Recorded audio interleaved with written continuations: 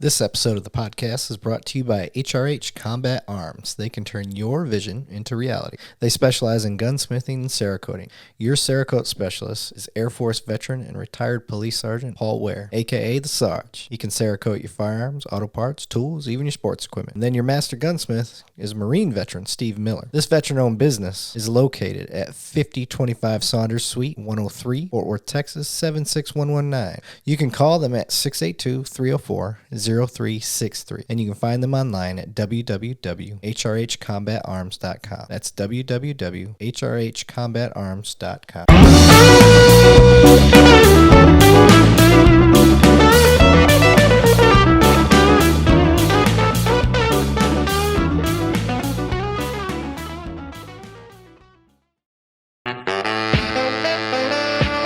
Yeah, you like that? All right, folks. Welcome to the Knock and Talk Show. This is episode number 12. I am your host, Patrick Falkner, and today's guest is Eric Levine, a fellow podcaster, Texas resident, and whiskey drinker. Yes, absolutely. Salud. Yes, Salancha. So, Eric, before we get started, what are you sipping on?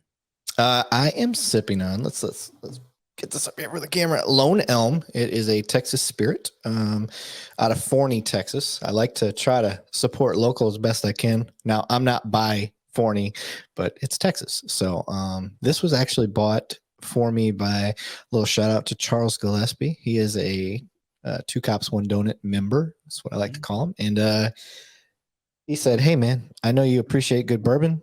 And I want to buy you a bottle because I appreciate everything you do." So that was his way of supporting what we got going on out here. And Wow, who am I to turn down absolutely a bourbon? So absolutely. I mean, that's the type of fan you just want to have. Yeah. So to all of you Knock and Talk fans out there, if you would like to support the show through bourbon, well, right? I didn't want you being the only one day drinking today. Oh no, yeah. So I've got Old Fourth Distillery. Okay. From here in Metro Atlanta, Old Fourth Ward. It's a bourbon, 101 proof or 100 proof, straight bourbon whiskey. Hell yeah. Yeah. Atlanta, I think that's home of the Flock safety system cameras. That they are popular in our neighborhoods here. Yeah. They're big and growing. They're big out here as well. I'm a big fan of them. Yeah. So, Eric, your podcast is Two Cops, One Donut, Two Cops, One Donut. Yes, sir. You're also a active police officer in your community. Yes, sir. We can just leave that as agency. Technically, I'm a detective now, sir. Pardon moi. Yeah. I don't want people thinking I'm slumming it out there in patrol. The greatest secret in law enforcement, I will say, because having been a detective and the uniform patrol is the greatest secret. You know, they close more cases than detectives do. Saying. Absolutely. So tell us about you, a little bit about the podcast. We'll go into more of the podcast later in the show. Okay. But I just want the viewers to get to know Eric as we start this show off. All right. Easy enough. I've been in law enforcement for almost 18 years. First started my law enforcement career through the military. I did active duty 2006, 2010 in the Air Force as security forces. It sounds a lot cooler than what it really is. It's just being a military police officer. Right. So that got me started. And then I jumped into being a cop up in Saginaw, Michigan. I'm originally from Flint, Michigan. Don't drink the water. I was about to say, I hear they have some amazing water. Yeah. Luckily, it wasn't bad water when I was a kid. But yeah. So grew up in Flint, and then did police work up in Saginaw for a few years. And then I came down to Texas, and that's where I jumped into my career. And just because I do the podcast and I'm a police officer, they're separate things. So I don't want to mention my agency. I will just say that I'm in the DFW area. So I work for a major metropolitan department. Okay. Fair enough.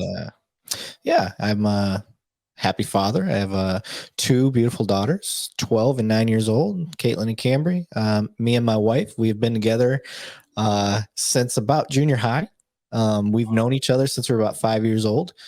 And she is currently going through nursing school. We're both 38 years old, and she got a wild hair up her butt one day and was like, I want to serve. I want to deliver babies. That's what she wants to do. So she jumped into nursing school, and who am I? She supported me throughout my career. So I'm supporting her through her new dream. So very good times for my family. And then obviously I've got, my career and the podcast going and all that good stuff. So it's service throughout my house right now, and I love it. What is Two Cops, One Donut about? Okay, so I will try to give you the short story. So Short story, because we're going to go deeper into it later. So basically, I was going for my master's degree. You have to do a thesis, and my thesis was about social media and it being a tool to bridge the gap between us and the community. I feel like police officers underutilize social media. Typically what we do is like, oh, look, here's an officer petting a puppy during, Save a Puppy Month, or here's a police officer playing basketball with a minority, and everything's posed and everything. It's very propaganda like, and we're not winning anybody over with that stuff. So I was trying to figure out how to bridge that gap with authenticity. And citizens all think we should be on social media. Police all think they should be on social media. But there's the red tape, there's the liability issues, there's all these things. So how do you do it? I don't know. So the thesis was basically, yes, social media is a good tool. We're not using it right. How do we do it? So I decided to expand upon that and follow through and try to figure it out. So that's how I came up with the podcast. Cool. So the podcast idea is basically having long form discussion with both sides of the house, both first responders, not just cops, but firefighters, nurses, teachers, prosecutors, mayors, all these different aspects of the criminal justice system that some would consider on that side. And then talking to community members like anti-police community members, pillars of the community itself, just Joe Blow citizen. It doesn't matter. So I want all those perspectives, and I want to take the time to get to humanize that person and then let people be educated on what they do, whatever their specialty is, whether they're a SWAT officer or a TAC med person, and they get the education side of what they do, but they also get to know the personality and the drive behind that person. So that's how the bridge is supposed to happen. Okay. Whether it's working or not, I don't know. That's what the podcast is for, to find out. Well, I'll say that your podcast helped me develop this one. And I got to say thank you for the people watching. You've been very helpful and instrumental in me helping to fix and work out some kinks. And we talked a little bit before we hit the record button. And I learned a great deal already today on how to make this show even better. So from me to you, thank you. Hey, you're learning from a dummy. I'm glad I could help. well, you make it cop proof. So there's that. And, yes. So I too was in the Air Force. All right. Yeah. I was stationed at Moody Air Force Base in Valdosta, Georgia. Yeah. If I you're know not all about Moody. So you were a part of the Ravens, maybe? No, I was. The Ravens are out of there, correct? They are. Yeah, I was the 68th Fighter Squadron, the Lightning Lancers. Okay. It has since been disbanded, and all of its birds have been dispersed to when they took down the fighter squadron mission of Moody and turned it into, it was a rescue for a while. They had the PJs and Black Hawks and all that there for a while. PJs, if anybody wants to know what a PJ is, it's basically the Navy SEALs of the Air Force. They are bad motherfuckers. They are yes. And Moody had the best of the best security forces. When I was talking about the Ravens, they're badass, dude. I'm going to tell you, SP had a different different meaning for us on the flight line. So we would, when I was avionics guy, and my job was the attack control radar systems and Oh, okay. some of the other stuff, avionics involved in that. But so every once in a while, we would have to replace the radar and the nose cone of the aircraft, and then we would Yeah. do an operational checkout to make sure that we plugged it in right and the part was good and all that kind of stuff. And we would put out these cones spaced out so that and it would say danger, do not drive through the cones. Cancer causing radiation is being emitted, is basically what these gigantic cones said.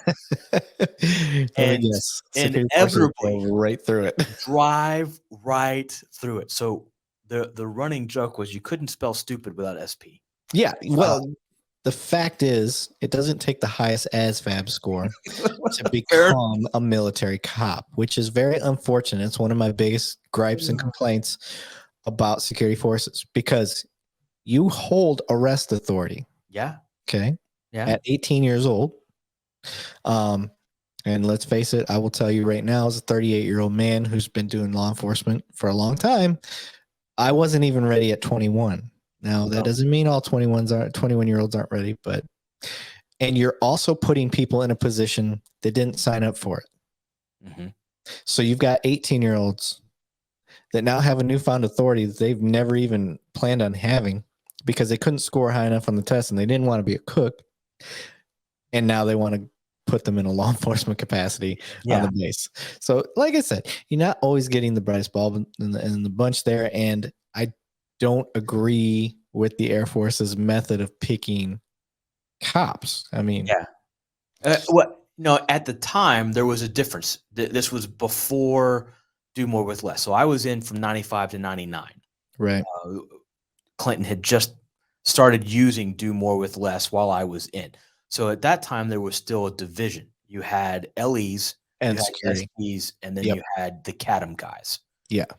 So the actual patrol guys, they were pretty jam up and jelly tight for military police officers with a very limited fishing pond to go work in. For those of you that are still police officers or have been, imagine the job your policing job and only being allowed to go fishing on base, right? To for your traffic stops and you're stuck in a fishbowl. So there were the three different there, and the SPs were the bottom. It's funny because that translates to regular law enforcement in the civilian world. A lot of people ask me, like, why do these cops waste their time, like, acting like me going 5 over is the worst thing ever? I'm like, you got to understand, a lot of people sign up to be a cop because they want to help. They want to catch rapists. They want to catch murderers. They want to catch thieves, burglars, all that stuff. Then you stick them in a small city where they don't have those calls. Mm-hmm. But they don't know that. They don't know that when they go to get into this career field. They just want to help, and they want to help for those reasons. Now you put them in a city where they've got 4,000 people, and the worst call they get is, Aunt Hattie's cat is up in the tree, and that's all they got. So you've got all this training, and sometimes it's not the greatest training, but either way, they got this training, and they want to come help. And the best thing they can help with is somebody that was doing 5 over, because that's the biggest tragedy they have in that city at the time. So that's what you get. You get an officer that is blue-balled from the stuff that they wanted to really help with. So that's a theory. I don't know if that's true, but that's the way I see it as what I consider. I'm a big city cop. Now, I'm not New York City where they got 35,000, but I'm in the top 15 of the nation right now. So that's the way I look at it. Well, I think it's a valid point and a valid perspective. And I've worked both a larger county as well as a very small college police department. Oh yeah. Yeah. And that's real political. It is. And it was. I'm going to pour a little more. You should. I'm going to catch up to you here in a minute. I found more bad guys, more wanted people, more stolen property, recovered more stolen property, more large amounts of controlled substances guns in the hands of felons off of a tag light. A Yeah, 15 small stuff. cent peanut bulb Mm-hmm. was where I found most of the bad guys that my job was to go find. Yep. And it all starts with just learning how to talk to people and start questioning. Mhm. That's a big one. Anybody out there that's trying to jump into law enforcement, if you got people skills in this day and age, you're gonna crush it in this game. Yeah. You're gonna do a lot of good because people skills are falling off quick. Yes. So Yeah. salute I to agree with that. anybody that does Yeah. that. Hey, yeah. To people skills and the gift of gab. That's right. I don't know if it's a gift or a curse. I was trying to tell him earlier. I was like, you invited the wrong dude on your show because I can talk and talk and talk. So Then you're the right person. Right person. So this show doesn't really have a structure. If you've watched any of the episodes, it's sort of following the rabbit down whatever hole Yeah. it wants to run into. So the conversation just lives. It's a living, breathing document that we verbalize. So it's all about the funny stories. Oh, I got one. Now you mentioned a teaser. I When got we a first good started one. talking about this, and I don't know if you want to get into that one yet, or if you want to save that as the grand No, finale. let's go, baby. All right, so Walter White, how are Yes, you? sir. That's right. Okay, so it's 2016. This is when this call happened. I'm on bike patrol. Okay, like bicycle, like Okay. 21 Jump Street, bicycle patrol. And I get a call from a valet that I'm friends with. He says, "Hey, dude, I got this car here, and this guy that got out, he does not match what typically clientele we have at this hotel. Now, it's a prominent hotel. And this guy comes tatted up, Aryan Brotherhood, screams it all over. Anybody that's in law enforcement knows that that's usually associated with meth. So the valet that called me, like, he doesn't just call me for no reason. So I was like, all right, I'll come check it out. So I get down there. He points out the car. Now the car valeted. So the car is parked in the valet lot. And the guy is at the bar in the hotel. Okay. So I'm like, all right, let me run this plate real quick and just find out. Sure shit. It's a 60. We say 60. It's stolen. And I'm like, okay, let me get some backup. So get my boys out there. And I'm like, where's this guy at? He's like, he's up at the bar. Can't miss him. All right, cool. Well, I don't want to give him a chance to run. I want to catch him off guard. That's where my mind's at. So I'm like, call my Sarge, tell him real quick, hey, this is what I got. I want to go to the bar and let's just go grab him now while he's distracted. Sarge was like, I'm on my way, but yeah, go ahead. Sounds good. Cool. So walk up, grab the guy. He doesn't struggle, nothing like that, nothing, dramatic. And he starts squealing right away. It's not my car. It's my girlfriend's car. Typical story. I'm like, okay. Well, where's your girlfriend at? Well, she's in room blah, da, da, da, da at that hotel. I'm like, okay. Did you check out the room or did she? Yeah. He's like, she checked it out. I'm like, damn. Because in my mind, I was like, if he checked out the room, he can give me consent to go in. That's not what happened. So because of his tattoos, I called gang and I called narcotics and tell him what I got going on. And, anybody knows you don't want to step on anybody's toes. So I was like, what do you want me to do? And they're like, well, we don't want to come out there if there's nothing to it other than the 60, the stolen vehicle. So we go do a knock and talk. Hey. And a little name drop there. Go do a knock and talk. See what she has to say. See if you can get anything out of her. So I was real thrilled with it was narcotics that I did most of this with them just trusting me to do the work. It wasn't that they were pawning stuff off. And oftentimes, they're trusting you to handle the little things to make sure you have something. So kudos to them. So I go up, knock on the door, and this girl, hey, officers, come on in. I didn't say anything. It's like, oh, okay. Body cam's going. I'm good to go. This hotel room is littered with files, like manila folders with papers in them all over. And I'm talking, this was a It wasn't just a one-room suite. It was like multiple rooms. They had a great room. And I immediately see a meth pipe and a little doper kit. And I'm like, okay, well, put her in cuffs. So we put her in cuffs. And she's like, I'll tell you everything. And I'm like, okay, hold that thought. So I call narcotics back. Hey, this is what I got. Got a room full of files, and I got dope on view. And they're like, okay, we'll be there. So narcotics shows up. They freeze the scene, meaning nobody in, nobody out, no movement, just watch it. And they're writing a search warrant. Okay. Cool. Search warrants just to cover our own ass before we start searching any other rooms. And so I kind of figured that was going to come down the pipe. So I hadn't went in any other rooms or anything like that. I didn't want to mess with the scene. So they get the search warrant signed and we start searching. He's like, you got that room. I'll take this room. Okay, cool. So I start searching. Now my military experience, I start looking through some of the paperwork, and most of it was like hotel, like your credit card information, who you are, email addresses, stuff like that. Okay. So I'm automatically, my mind's going, oh, they're buying or stealing, one of the two, from hotels, our private information and selling it on the dark web, which is, that's a big thing right now. And has been for years. So I was like, okay. And then I find a list of weapons and prices. And it wasn't weapons like you and I, Joe Blow citizen, would see. These are military grade weapons, 249s, M60,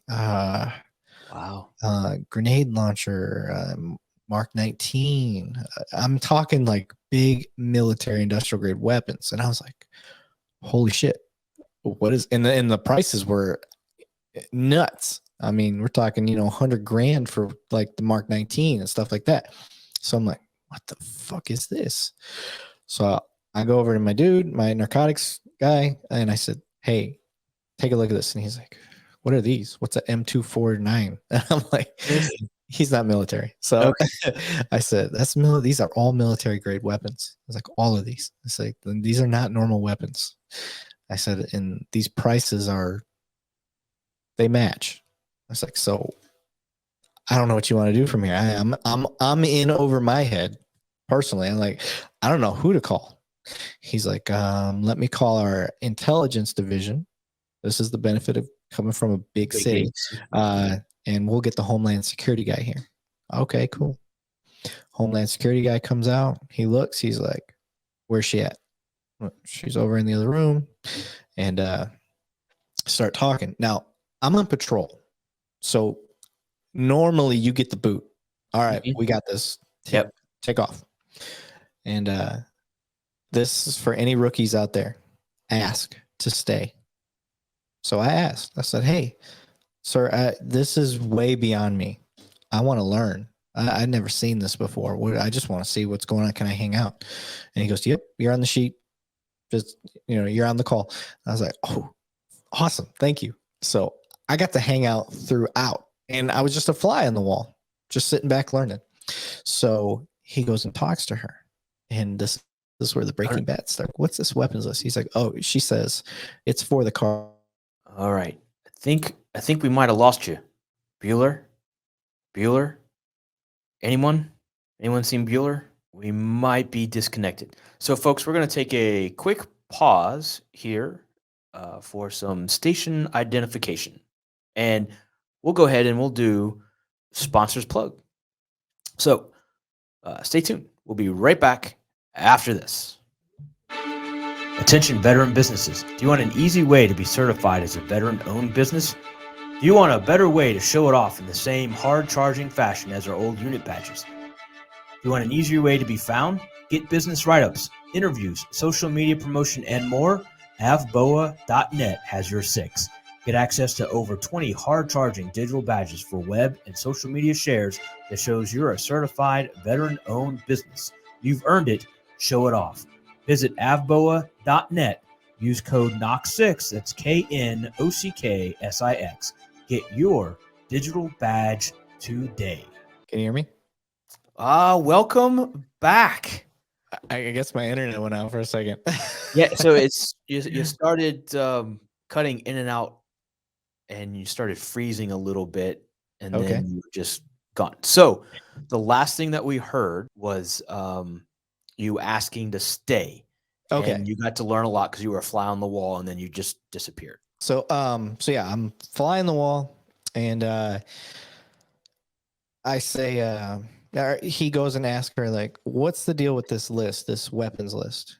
And she's like, those are weapons for the cartel. I run guns once a week between Oklahoma, Texas, Arizona, New Mexico, for the cartel. I also run this credit card information stuff as well. And I'm sitting there, I'm like, what the fuck just happened? Yeah. Like she let us in. She's not holding back anything. She's just giving everything up. And I'm like, this doesn't make any damn sense. And so the Homeland Security guy for us was like, I don't make like I need more than just you saying that. Like, where's your proof? Let me see your phone. Let me see who you're talking to. So she does. She gets out her cell phone and shows this history. He's like, do you have any addresses, anything like that? So she's pulling up all this stuff, and finally she gives all these addresses.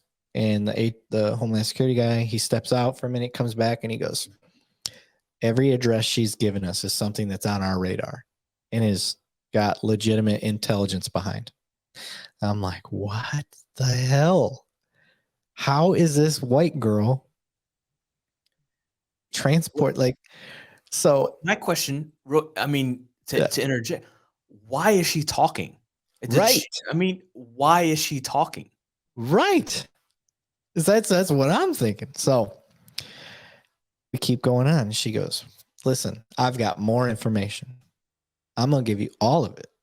She's like, I'm going to make you guys look amazing. She goes, but I need you to do me. I want one thing. I want to keep the money that I have. What money? So she says, I've got all this money in this account. This is where I'm getting this money from the cartel. This is another thing I didn't know Homeland Security had the capabilities of doing, but they froze her assets on scene. I don't know that could happen. Yeah, so freeze her assets, and they say, as long as your information continues to pan out, we'll talk. And but how did you get into this? So she says, the boyfriend that was downstairs, he's a friend from high school. She found out she had stage 4 pancreatic cancer. She only had a few months left to live. She calls him up in some last ditch effort because baby daddy was gone out of the picture. She had a daughter she was raising. She wanted to get as much money for her daughter as she could before she died. Okay. And she was friends with what she knew to be, shady and quick money. So she originally started out just trying to do like help with the dope game in any way she could. Like she didn't know what she was asking, but she basically was like, look, I'm going to die. How can I make money? And of course the bad guys are going to use her as best they can. Well, yeah. Now they didn't think it through because you got a person who isn't necessarily a bad guy, but got nothing to lose, which is dangerous on both sides of the house. Mm-hmm. So she played it perfect. She didn't give the police any issues.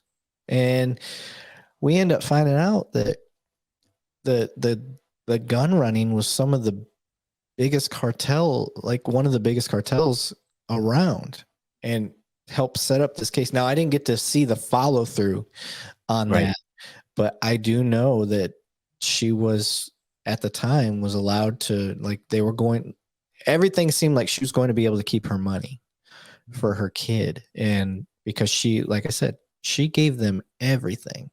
So here I am, I'm on about a 24-hour call. It was almost at the beginning of my shift. It was pretty early in the morning. And by the time I got done, it was damn near 24 hours. Wow. So yeah, it was amazing. But yeah, that was, and it legitimately, like if you've ever watched Breaking Bad, it's kind of the same story. Now, she was no chemist, but she got hooked up with the damn cartel. And, and then this is 2016, so she's long gone by now. But Yeah.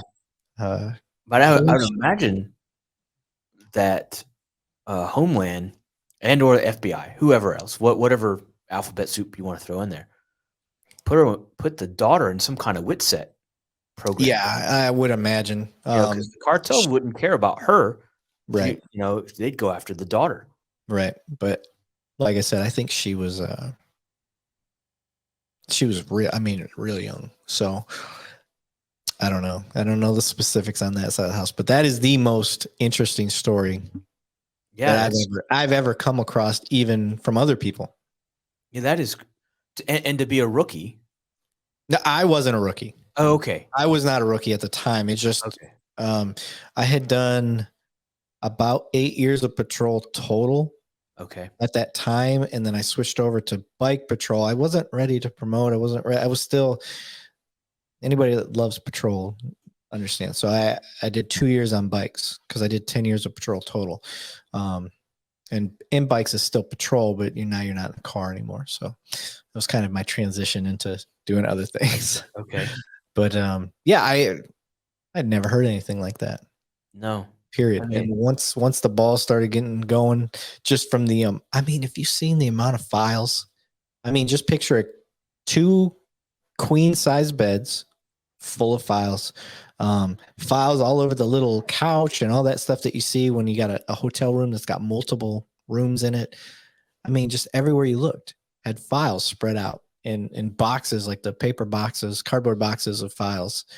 And here I am. I get to help look through this room and search through things to try to make sense of it. And one of the first papers I grab is a weapons list. That's what's kicked off the whole thing. Wow. And that very well could have been overlooked if you had started in a different box, Yep. Absolutely. Wow. With the amount of paperwork was there, all it would have taken was for me to grab 2 or 3 papers from separate piles and see, it's personal identifiers. And I probably would have just assumed the rest is all personal identifiers and left that for the detective. But I think it was the very first piece of paper I picked up. That's amazing. A weapons list. Wow. Yeah. No, I fit in my 15, almost 16 years, never anything that entertaining or that big.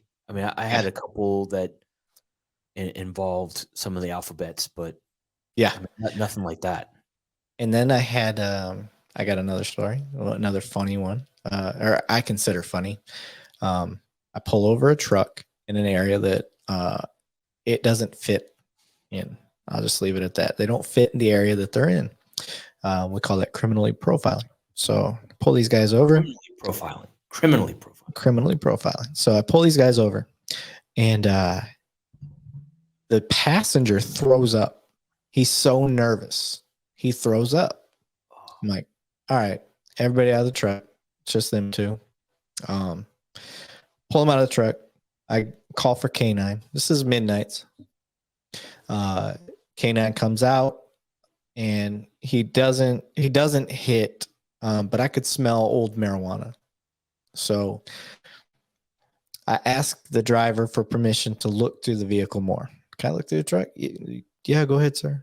Gives me permission. All right, cool. Anybody that's been out there knows, like, criminals, we wouldn't be in business if they were super smart. Right. Sometimes just asking permission can get you through the door. So I tear this truck apart. I know there's something there. I'm missing it. I can't find it. There's no reason for this guy to be so nervous he throws up. He's not showing any significant warrants. All he had was like Class C stuff. So check him for warrants and all that good stuff. And nothing big. Nothing that I would be like, all right, this guy's got to go to jail. So I'm like, all right. Well, I noticed there's these 2 5-gallon drum barrels in the back of the truck. So I'm like, I'm going to pop the top to one of these and see what's in them. I'm thinking drugs are hidden down inside of it, right? So I pop the top, and there's a wooden stir stick in the back. So I grab that, and I'm fishing around. Nothing. I pull it up, and it's like this reddish, maroonish color, thick liquid. And I'm like, what the hell is that? And they're like, oh, it's just from vehicles, sir. I'm like, oh, okay. So maybe, because they did look the part when it came to like mechanical, Okay. dirty type dudes. And I'm like, okay, maybe they work on trucks and stuff. All right, I got nothing. I got to let them go. So I let them go, but it just didn't sit right with me. So I type up like the most in-depth information report. And an information report, for people wondering, it's not an actual police report. It's just there was some significant things that somebody needs to know about, and you just write it up. We So call those field ID cards. yeah, it's kind of like a field ID. So I write it up and I tag gang and narcotics in it because they had ties to gangs and I could smell weed. So I was like, all right, I'll see where this goes. Well, narcotics sends me an email less than 24 hours later. Hey, we went and found your truck. He had meth oil in the back. What you described was meth oil. I'd never heard of meth oil at the time. And we're talking, this was probably 2014, maybe 2015. So, the shake and bakes and stuff like that were still out there. We weren't depending on our meth yet from Mexico. So I'm like, what does that mean? And he's like, basically, those two big ass barrels that were in the back was straight meth. All it needed was one more step and it becomes crystallized. So anybody that knows how drugs are measured and how seizures are looked at, it's by weight. I missed out on the biggest bust of my life because I didn't know what meth oil was, and liquid weighs more than anything when it comes to drugs. So imagine 2 5-gallon drums full of meth oil, and I missed it. Narcotics. Wow. Now, good for them. I'm glad they got it either way. Those guys didn't get away with it, but that shows the importance of trusting your gut and making sure you do a detailed report. Don't let things just go. And, you can't always be the hero, but you can be the assist man. It's okay to be a Scottie Pippen every once in a while. Yeah. So how many guys and gals in your career did you come across that would spend 45 minutes to talk themselves out of a 15-minute report? How frustrating is that? I know. Now, don't get me wrong. I would be a liar if I didn't say there's some times where I caught myself up trying to get out of a report that you don't intend to take 45 minutes to get out of, but all of a sudden you realize, shit, man, it would have been so much faster if I had just done this. But part of that is the big picture. And this is what I try to preach to rookies. Like, can you arrest this guy because he's drunk in public? Sure. Let's say. But is that the best thing for him? Is that the best thing for society? So sometimes dragging things out to avoid the report, it's not that it's best for you because you're being a lazy dude. It's what's best for this person that you're trying to give every chance to avoid being put in the system. So, yes. Do guys do that? Absolutely. And it is irritating because damn well that wasn't the way they were thinking about it. They were thinking about it out of pure laziness. They didn't want to do the report versus trying to do what's best in the big scheme of things. So, and then you get stuck shagging a call in their zone that ends up being a report call because they're taking forever to get off that call. Yep. And not going back to name. And in beat ownership is what we call it.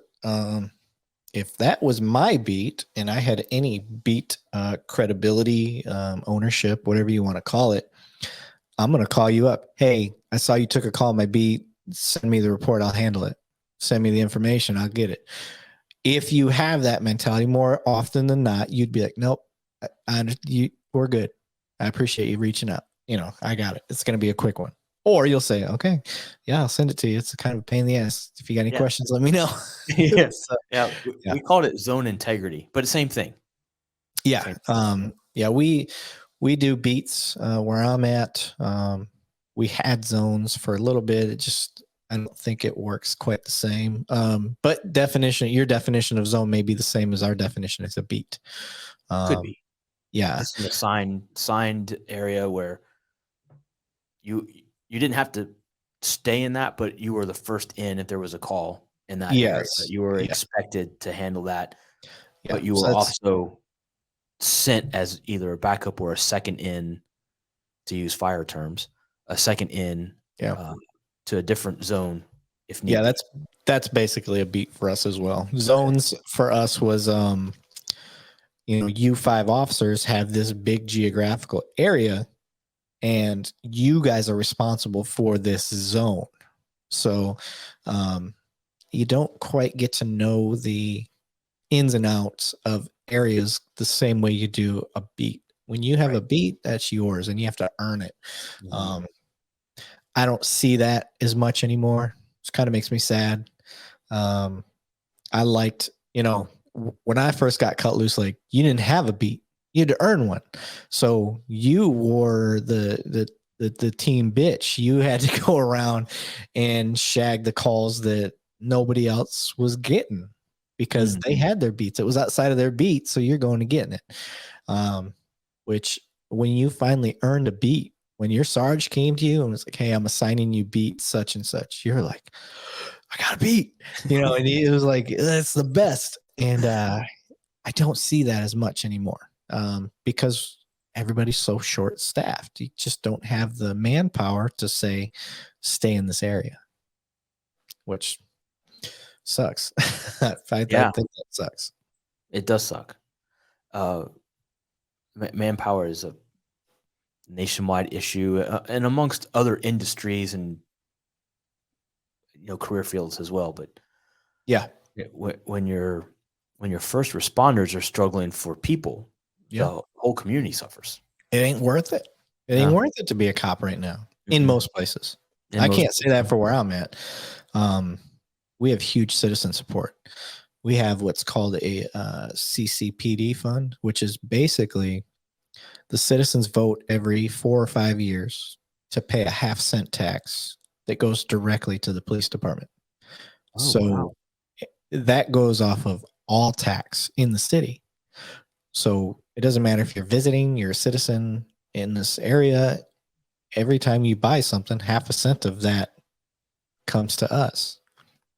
So that's a thermometer. That voting is, if you're only passing that vote by 51%, you're not doing your job, right? Because you don't have the citizen support anymore. But we overwhelmingly have, I think in its entire history, I don't think we've ever gone below 80%.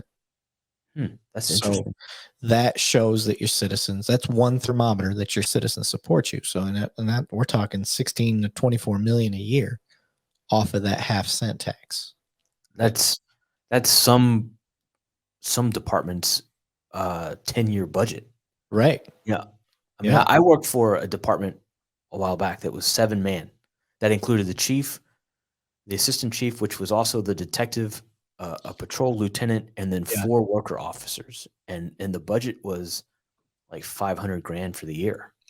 $16 million. That's a lot of cheddar. Right. Yeah. But our population's 1 million plus, which that's true too. That's true. I think we had 250 front doors in this little town. Without a traffic light, Right. I'm going to pour number 2. Where are you at? I'm right there on number 2. Okay. My ice is gone. With no ice ball this time, right? Yeah, no new ice ball. So it's all right. I've got my little diffuser. I pour a little bit of water. So let's talk about that. I know this is a show about funny stories and stuff, but dadgummit, I'm the host.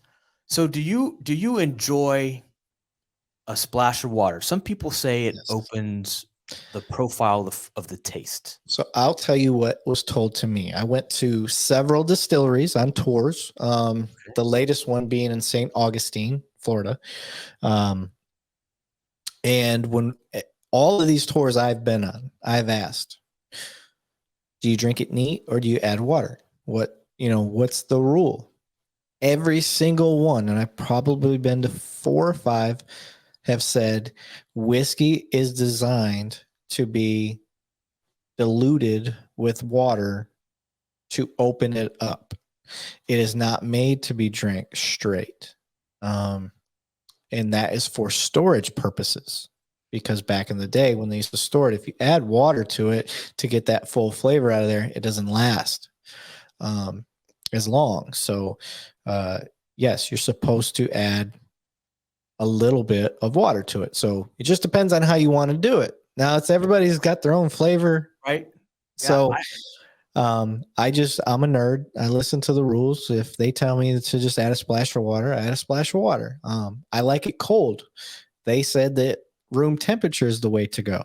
Mm-hmm. So I don't do room temperature. I just don't prefer it. So I will add a nice ice ball to it. I got a new fridge. We just got our kitchen redone. I refinanced my house and used that money to do the kitchen. And we got a fridge that makes whiskey balls. What? Yeah, it takes 3 days to make one whiskey ball. Yeah. So I would be so far behind the power. I'd be like watching for it. So I just basically what I did was I would make regular ice, and I let that gatherer, the bucket that collects them, and so I let that thing get pretty full, and now I start using them for everything. But it's a LG fridge. I don't know what the name of it is, but yeah, LG makes a fridge that makes whiskey balls, and they're amazing. Going on the Christmas list. Yes, sir. Highly recommend. There we go. It's down. All right. I just find that interesting. There's a documentary titled Neat, and you can see it on Hulu. It is a great documentary. It gives you a really good backstory, an overall, and then an in-depth dive into the Buffalo Trace family of bourbons and whiskey. Eagle Rare, baby. That's one of my faves. Yeah. And it's a good bourbon. It is. I'm not going to take anything away from it. I'm not a huge Blanton's fan. Me either. I'm with you. And I don't understand why. I don't get the draw. I just don't get. So I have a couple of horse. I have a couple of the horse guys. I don't care. That's what it is. Yeah. So that being so scarce to find has then created, and then the secondary market, and that's a show that we could dive into later on, but has created these other brands to rise in popularity and driving the prices up and things like that. Yeah. I like Eagle Rare. In fact, my very first wedding anniversary, that was the gift my wife gave to me. And it lasted a week. You're right. It's one of my favorites. Stuff. Yeah. I recently finally found a consistent place to find it. I had no clue that the base that's located right near my place has it on the base. So wow. Every Friday, if I want to go get one, I can go get one. Wait, are you still in the reserves? Yeah. Okay. I didn't realize that. Okay. Yeah. Still serving. I do a unique thing. I am a IMA reservist, which is a individual mobilization augmentee. And basically in nerd talk, what that means is I'm not attached to a reserve unit like a traditional reservist where they do 1 weekend a month, 2 weeks out of the year. I'm attached to an active duty unit. And I can schedule my time as I see fit as long as I get my time in the year. That's pretty cool. Yeah, so I am attached to the 802nd at Lackland Air Force Base down in San Antonio. And I do all my time at once. I do all 24 days. That's what you're required per year. So I do all 24 days down there at Lackland with a active duty unit. Wow, interesting. So, yeah, it's a rare position. It's not easy to get. You kind of apply for it. But in that, you are your own manager. You have to do all your own paperwork. You have to. It's a pain in the ass, but once you learn how to do it, it's worth it. Okay. Yeah. So I got out in 99, I was an avionics guy. And then I was trying to get hired into law enforcement because when I got out, I was qualified to do, one of three jobs really: a fireman, garbage man, or a policeman. And I chose the way of law All enforcement. union. Not here in Georgia. Not many Oh. unions here. So I thought it would help me in the interviewing and background process and job selection to have law enforcement experience. So I went from inactive reserve to active reserve and got into the SP Corps. And then when I finally got my date to go through tech school, my academy, I got hired and my academy was going to start the same day. So I went from active duty to inactive to active reserve back to inactive reserve in like 6 months. Okay. Yeah. That's how it So goes sometimes. yeah. So I'm going to flip the script a little bit, which Oh, probably doesn't happen a whole lot, but why did you start your podcast, sir? That's wow. Yeah, that is flipping it. Let me reflect a moment. This is how Okay. you do the pause. I like it. Pause for effect.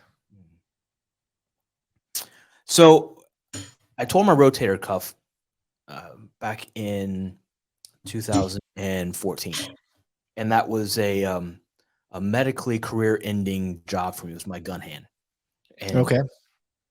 the day FMLA ended was the day of my surgery, and I still had months left of recovery. So the college that I was working for was a very political environment, as you pointed out, and I was not invited back Okay. after I was done. They kept me on the books so that I could keep a paycheck while I was recovering, but they had already given my stripes away. They'd already given my dog away to somebody else, and I was on FMLA for a canine sergeant role, and they no longer had that. So I sort of bounced around trying to figure out what I'm going to do next. And there's in corporate America, there's really not a big need for mirrored sunglassed police officers writing tickets to people on their worst day ever. Right. So it was hard to become untypecasted and Yeah. somebody looking past the resume, no matter how specific and drilled down I would tailor my resume to that particular position. There was only so much all they could see was law enforcement and military, 20 Yeah. plus years. So I've been bouncing around for the last 7 years trying to figure out what I'm supposed to be doing. And I stumbled into this vetrepreneur group on Facebook, and I met a guy named Robert Garcia. He's a reservist in the Air Force, master sergeant, and he's on the maintenance side, the flight line maintenance side of things. But he's also a business guru. So when he's not doing his reserve time, he's helping entrepreneurs with their business strategy, helping them to grow their business. And he's got a group called Design Your Paycheck. And this is a plug for Rob, the warrior strategist. And I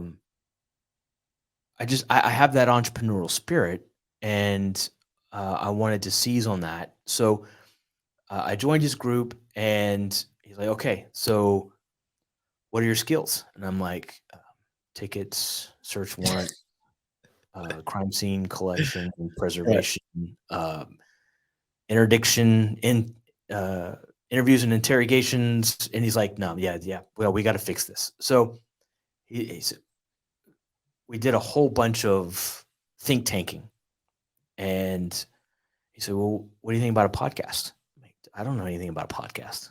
Yeah. I don't even know what a podcast. Where do you go to find a podcast, and what do you do with it? And he said, "Oh, young man, sit down." So it was like a 3-hour conversation, and it was great.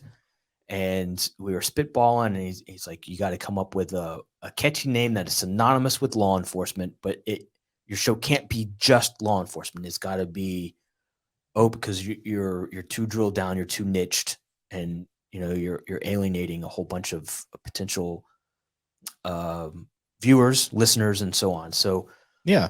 I came up with Knock and Talk, and Beautiful name, by the way. I Kind appreciate of jealous. I didn't think about that. that's how I got to the idea of the podcast. And Yeah. then I started watching, I started doing research. And when I typed in cop podcast, guess which was on the top of that list? 2 cops, 1 donut. Really? Yeah.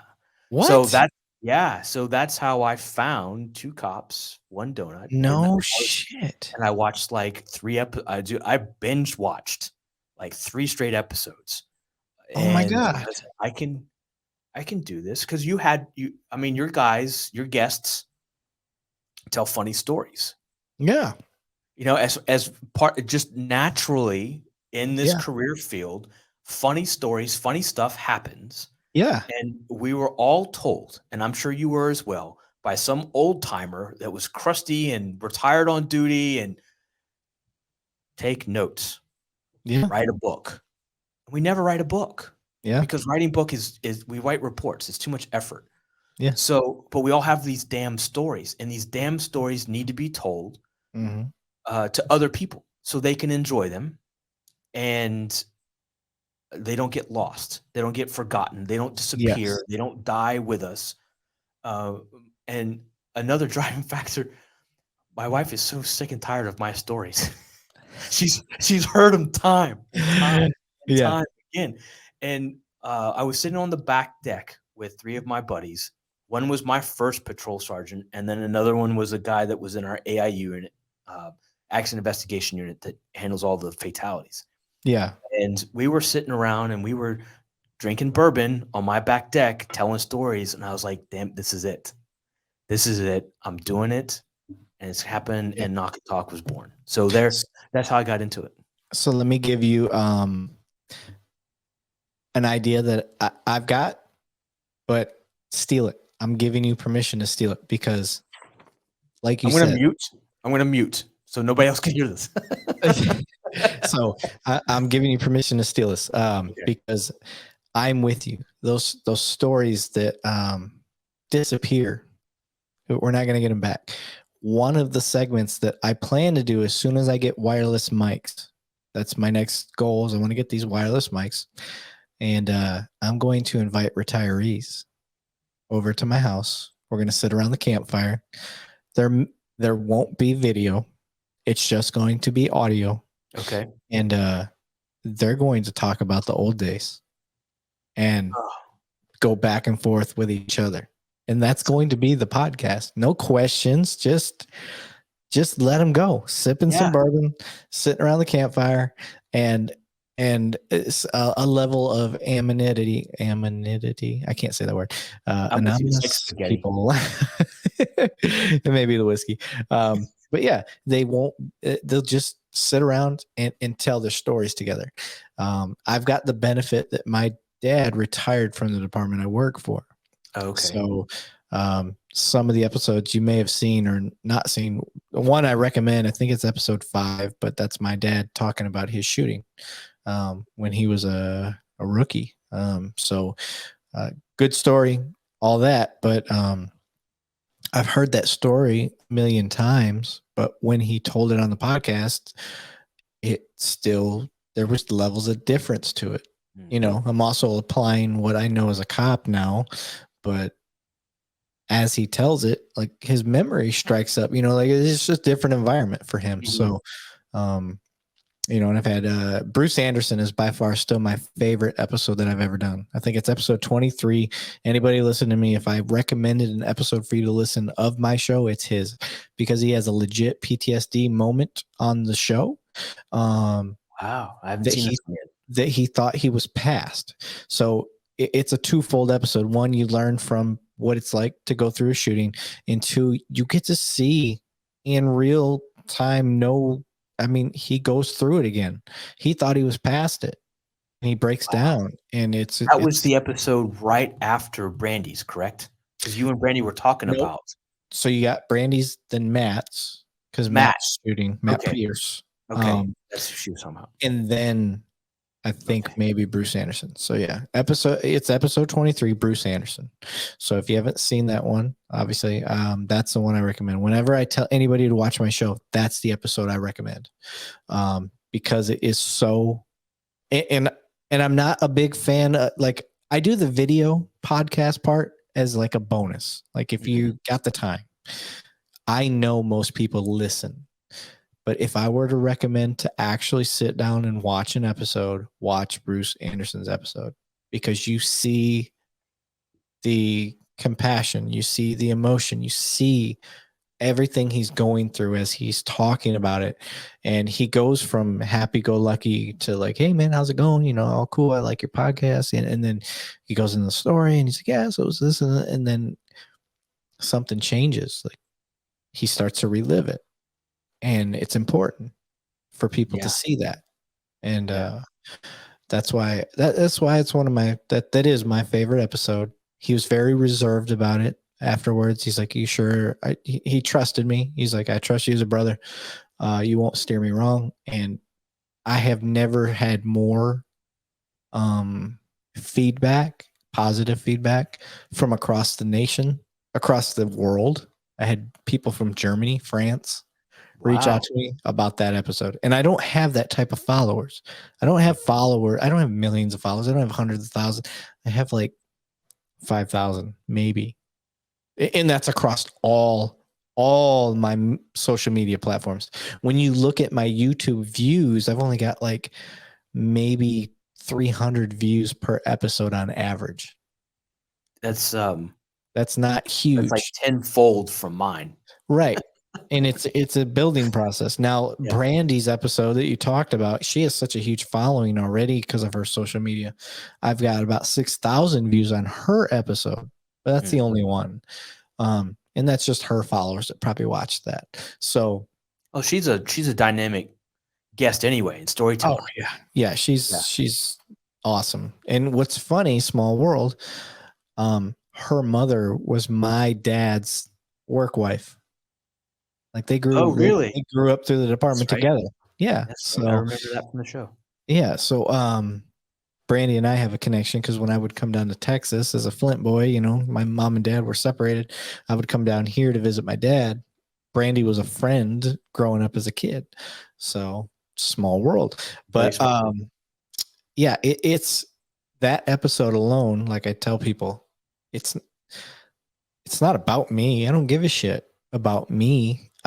I'm here to educate, and I'm here to, like you, I'm trying to share perspective that people don't get to see. And I'm not throwing it in your face like you need to see our perspective. I want you to see it and say, I still think you guys are full of shit, or, you know what, I didn't look at it that way. Thank you for taking the time to explain it. That's all I'm looking for, is just some sort of objective look at what we're doing to try to bridge that gap. And it like you said, people don't want to be cops right now. Why? I love my job. I wish people could see the way I see this job, but I have a very skewed view because I'm supported where I'm at. Right. The citizens love us because we do what they want us to do, versus a city like Minnesota where they're having a hard time. And it's not that the cops aren't serving the way they want them to. I'm not saying that. It's just, it's a political hotbed. So what do those guys do? How do they help themselves? I think this is a way to do it. And I invite any cop out there to copy what I'm doing. I'm not trying to hone the market on anything. We all copied something from somebody, because none of us are reinventing the wheel. Right? Yeah.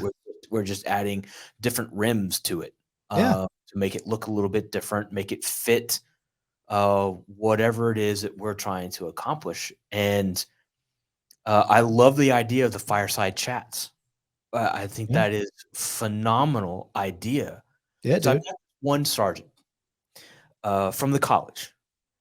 He retired from Chicago PD. Of course, that's almost every major college. It's all retired, like major city cops. Yes, yeah. So he retired, and I think it was in like the mid 90s after Oh, 20 fuck. plus years Yeah, in buddy. Chicago PD.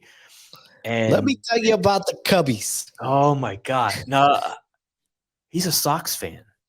I think. Oh, so he's got He's a issues. Okay, Yeah, I I get think it. he's a Sox fan. Anyway, he told stories about the dividing line. If you're north of this line, you're one. If you're south of this line, you're the other, and you don't Yeah, cross neighborhoods, right? It's like it's a gang mentality, yeah. almost like CrossFitters in their cult. Um, You but fit sons of bitches. but he tells us fantastic, and I'll give a sneak preview of his story. Because I don't know that he's ever going to come on the show. I've been trying to get him to come on the show. But it's Chicago in the winter, and there's like 9 feet of snow, and he's on patrol. And in that time, they didn't have radios in the car. This is like in the 80s. They Okay, had radio cars, but not right. every car had a But radio. you had call stations. There was a call box Yes. on a corner somewhere. And if the Yep. light was on, you had to make your way to the call box to get the call. Well, this particular winter evening, he was in his car and turned the heater on and finally got the car comfortable to where he could take a nap.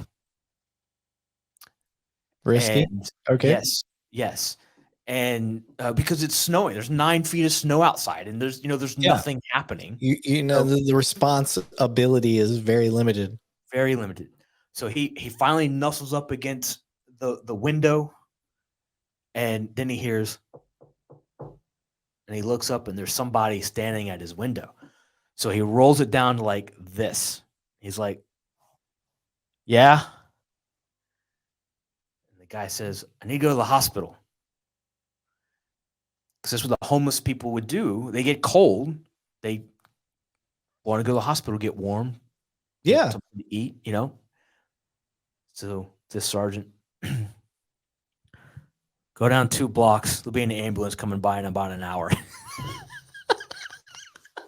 Rolled his window back up, and that was it. That was it. That's all he was getting. Yeah. and people are gonna get all upset and say, "Oh, who is he? Oh, We gotta yeah. know." And you gotta understand, like, that was the Different time. culture of things. It's not Yeah, that's different how time. things were then, based on There- the it- technology and the abilities and everything that they had available and training. Mhm. That was it. That was it. Yeah, and that was standard operating procedure. That was Yeah. it was a different time, and yes, I'll probably get some hate mail over that. But these are the funny stories. They're funny to us, Yeah. right? And I am opening this up to the entire world. So some of the stories need to be either Yeah. censored a little bit or just not shared in this forum.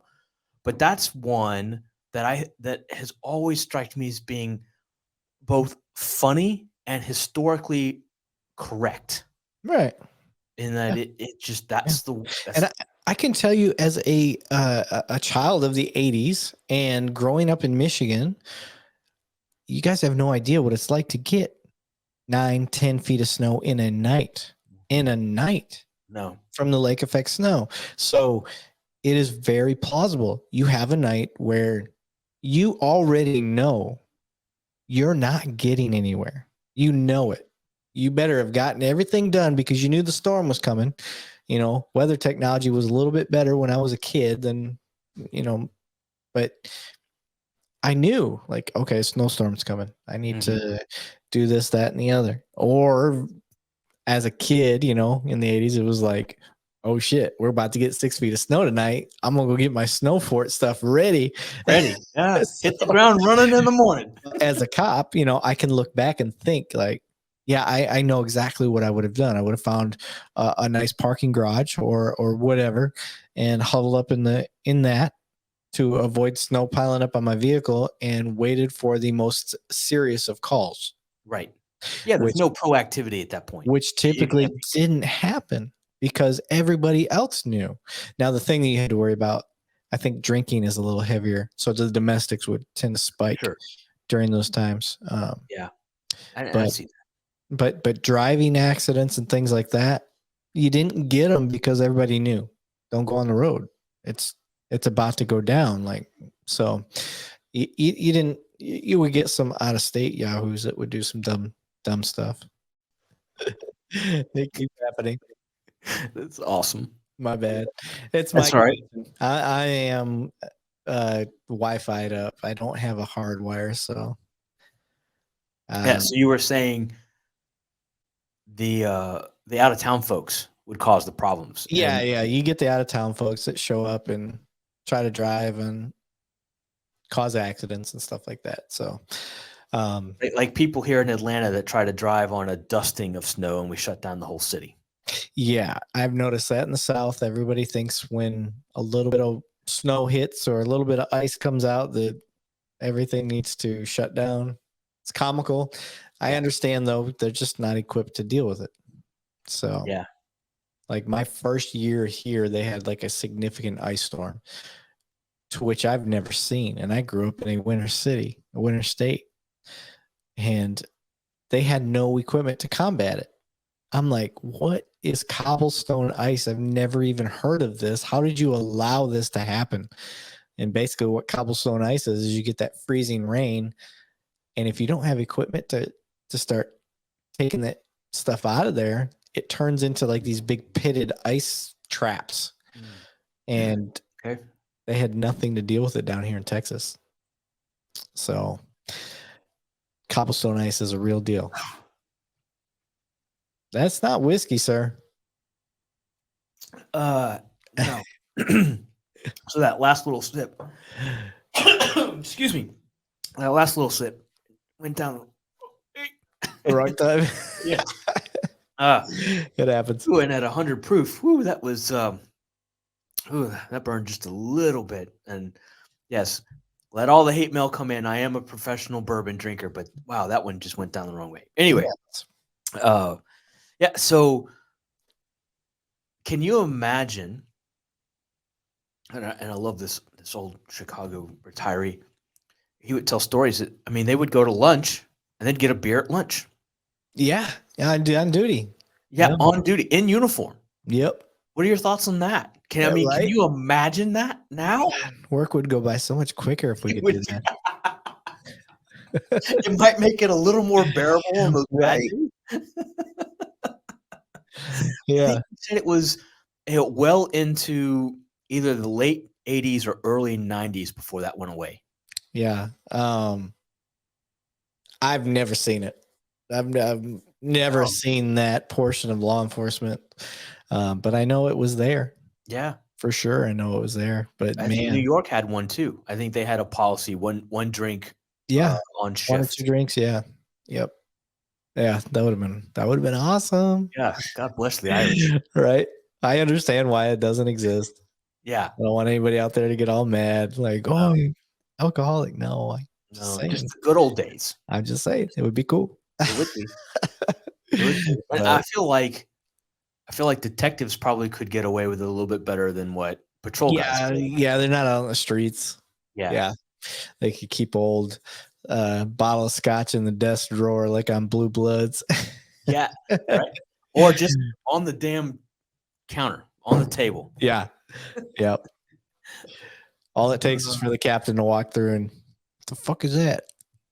Yeah, you want some? And that would be the end of it. All right. The end of it. I got some for you too, sir. I got 2 glasses. 2 glasses. Hang up.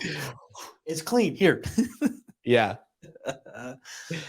So Eric, what is the nastiest thing that has happened while you were at work? Nastiest.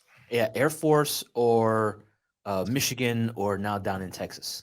So I had a homeless guy that was refusing to leave a 7-Eleven, and they said he was drunk, intoxicated. So I show up. He is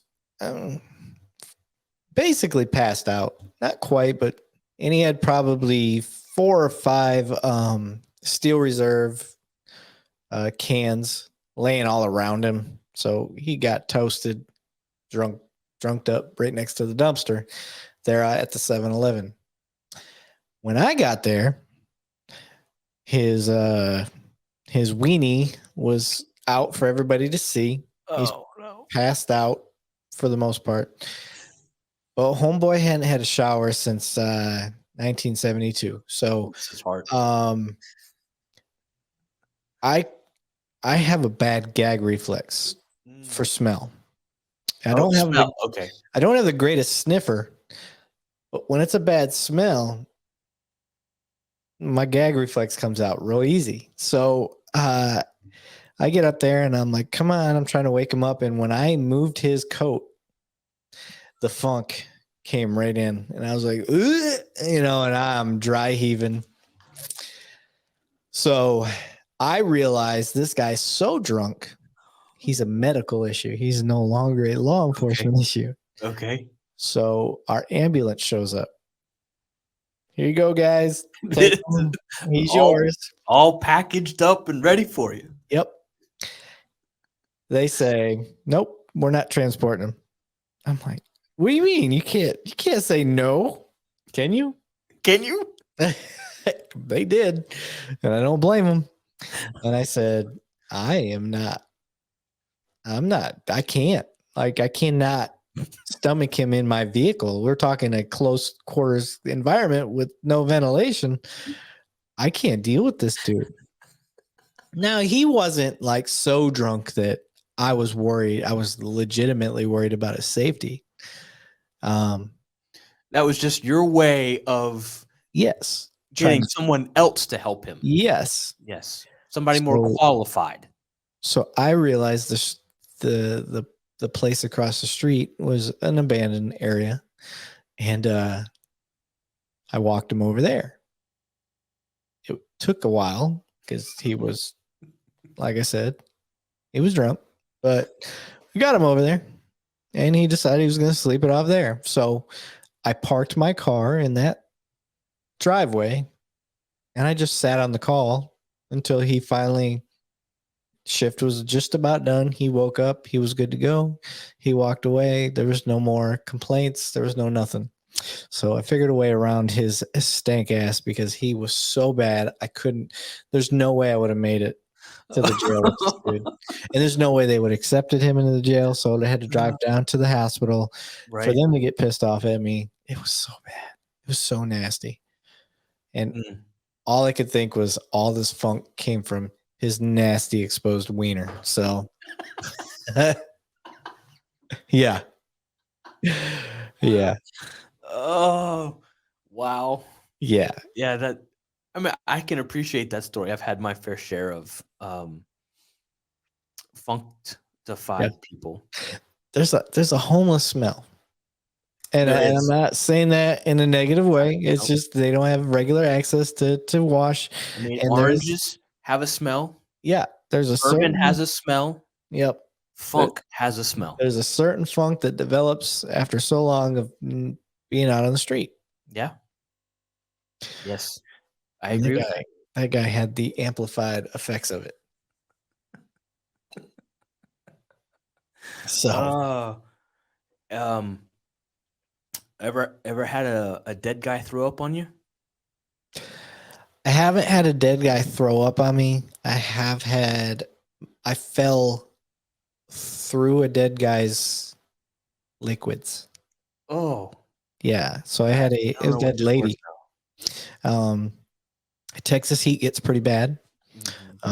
We got a call of a welfare check, if you will, at a house. I get there. I see the mails piled up. I see the newspapers are piled up on the porch. And I'm like, oh, shit. Whoever it is probably dead. So I get to the door. I could smell a dead person. I knew, there's a certain smell. So I call the Sarge. Hey, this is what I got. He's like, all right. Call FD, have him bust the door open for you and go see what you see. All right. He's on his way. So we go out there and I have a partner with me and I'm like, I think they're to the right. So I'm like, in my head, I didn't say it out loud. All right, okay. Like, I'll go left, you go right. So I go left and I'm like, all right, hopefully I don't run into whoever is deceased. And I get into the garage, and it's very apparent as soon as we walk in the house, this person's a hoarder. Oh, So okay. everything's stacked up. Mhm. There's only these little pathways through the house. So I get to the garage, and I see how stacked up it is, but I'm following this little pathway through the middle, and I slide. I'm like, oh shit. And I take a knee. I don't go all the way down, but I take a knee, and I get back up, and I slid through her like she had melted. And yeah, Bless her heart, but yeah, she was every bit of 350 plus pounds when yeah, so there was a lot. And it soaked into almost everything around me, that like the boxes like that I tried to grab onto to catch myself and whatnot. Yeah, that was a bad one. And yeah, she basically she had fallen and the stuff crushed her and she couldn't get up. oh And gosh. because of her extreme weight and her unhealthy lifestyle, she this passed away out there in the garage, and then the old Texas heat got to bake her away, and that was bad. Nasty. Yeah. Nasty, nasty, nasty. Yeah, I think that's worse than my story. Yeah, still didn't stink as bad as the homeless dude. And that's being honest. Yeah.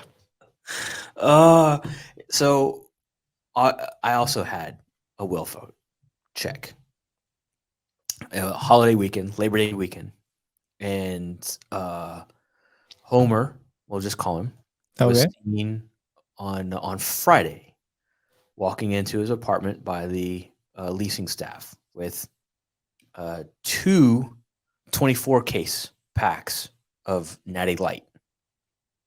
Sounds like a party. Sounds like a party, right?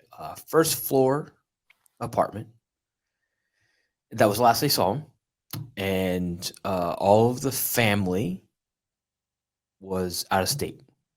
And nobody could come with a key. So the leasing staff was very, very worried because he normally stopped in to say hello to all the pretty ladies that worked in the leasing office. And he hadn't been there since Friday. And this was now Tuesday after Labor Day. Okay. And so we get the call. And as soon as we get to the front door, the odor, you could hear the blowflies in the window next to the front door buzzing around. Also, bad sign number 2. And the apartment manager opens the door for us. And in the living room, as you walk in, on the couch, was the Yipper dog barking, Sparky. And on the floor in front of the couch was Homer, face down, in his tidy whities. Was Yippy Dog well fed? Yippy Dog was well fed. That's what I figured. Yeah. Homer he was in his tidy whities, face down. Mm-hmm. And we start looking around, and his sliding glass door for his patio faced the pool with a chair,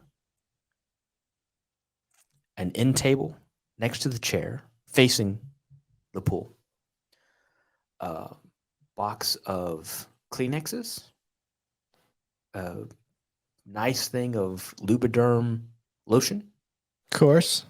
and The jerk station. empties all over the apartment. All over the apartment. Okay. His dining room, this apartment had a dining room to it, had beer can castles in it. Okay. Yeah. So we start looking, further, and nothing else was in the rest of the apartment. So we come back to Homer, and he has DRT. Of course. Yeah. For those that don't know, DRT is dead right there. I confirm. You confirm. No fingertips. no toes. Puppy got a hold of him. Puppy got hungry. Yeah. And so we call the corner, we have an ME, medical examiner, not a Yeah. corner. Call the ME, and he shows up, and Homer's too big for ME to do by himself. So me and my zone partner have to help the ME. Ooh, the funk comes out when you move him. Yeah. To try to get him into the bag. Yep. My zone partner, Nasty. she got the ankles, and I got the torso. She picked up before I did. It was supposed to be 1, 2, 3, and up. So some She went slippage. 1, 2, and 3. She went up, so everything went forward and out his mouth and onto my boots. Yep. Yeah. Yeah. That happens. So I much for them have boots. oh yeah, those $250 pair of Danners went into the garbage. Yep. It was so you have a gag reflex with odor. I do with vomit. Yeah. I am a member of the Stand By Me Puke Arama, Yes. Barfarama. Barbarama. Yeah. If I hear it, see it, smell it, I'm joining in. I'm helping out. It's gonna be a party. Yep. It was the most disgusting, the awful. I had a same thing, mail piled up, welfare check, go inside. He was perfectly preserved from the salt from his sweat. He was mummified. Really? That's interesting. It was weird. He was a black male, but when I found him, I could have, if you would have asked, swear on the stand, this dude was a white male. Just the way the salt had mummified him from his own sweat. Basically, his AC unit wasn't turned on. He was in the upstairs room of his own house and passed away on his couch, but it was hot. It was summertime, and his own salt mummified him. That's interesting. Crazy. Yeah, no smell. Yeah, it was real weird. No smell. No. With the heat, no smell. Nothing. Wow. Yeah, it was interesting. Wow. I remember. Are you on number 3? Yeah, I think I have to go to the bathroom. I'm fighting it right now. Can I go to the bathroom real quick and come right back? Yeah, we're going to take a pause. Station identification. Yeah. I'm going to go to the bathroom real quick. I'll be right back. You're breaking the seal. Folks, we're going to have our second plug for the Knock and Talk show, which is not a paid sponsor. They could be if they would like to be. But Rogue American Apparel, RAA, that is my favorite veteran-owned apparel company. And I sport their shirt quite often. This glass that I'm drinking from is from RAA. And my wife, Sam, steals all of my shirts as soon as they come out of the dryer and get folded and put into my drawer as her sleep shirts. They are so comfortable, whether you're working out or whether you're trying to sleep. So Rogue American Apparel, that is my free plug for a veteran-owned business. So check them out at, I'm not even sure what the website is. I just have the app, which they have an app, by the way. So there's that. And then the free plug for today's bourbon, once again, is the Old Fourth Distillery here in Metro Atlanta. It is by far my favorite local bourbon. Also check out ASW if you can. They have a great lineup of bourbons too. And then here recently in the city of Cumming, which is where I reside, there is a distillery called Legends Distillery. They have, oh, look, a nice bottle for round 4. Now that the seal is broken and good now. Yeah, Eric is back with us. So I was doing some free plugs of companies that are not current paid sponsors, but okay, could be. So one of the things I wanted to mention to you, always have a piece of paper and a pen with you. Mm-hmm. So anytime you have pauses or things you know you need to edit, you write your times down that you're looking at on your Podcaster Pro, Roadcaster Pro. There you go. And there it is. 132 is where we're at. That's what's up. Yeah. So, Those are some pretty disgusting stories. yeah, I got tons of this. And it is a shame. I mean, there's a plethora of stories that we could get into that some people probably would not like to hear. So let's get back to some funny Shasta. Okay. Are you an FTO? I was at one point. Okay. At one point, you were an FTO. Yeah, I actually was an academy instructor for 3 years. Oh, shut the front door. Okay. Yeah. All right. Stupidest thing a rookie did. Okay. Stupidest thing a rookie did. Stupidest thing. Which should be funny in and of itself. Yes. So, okay.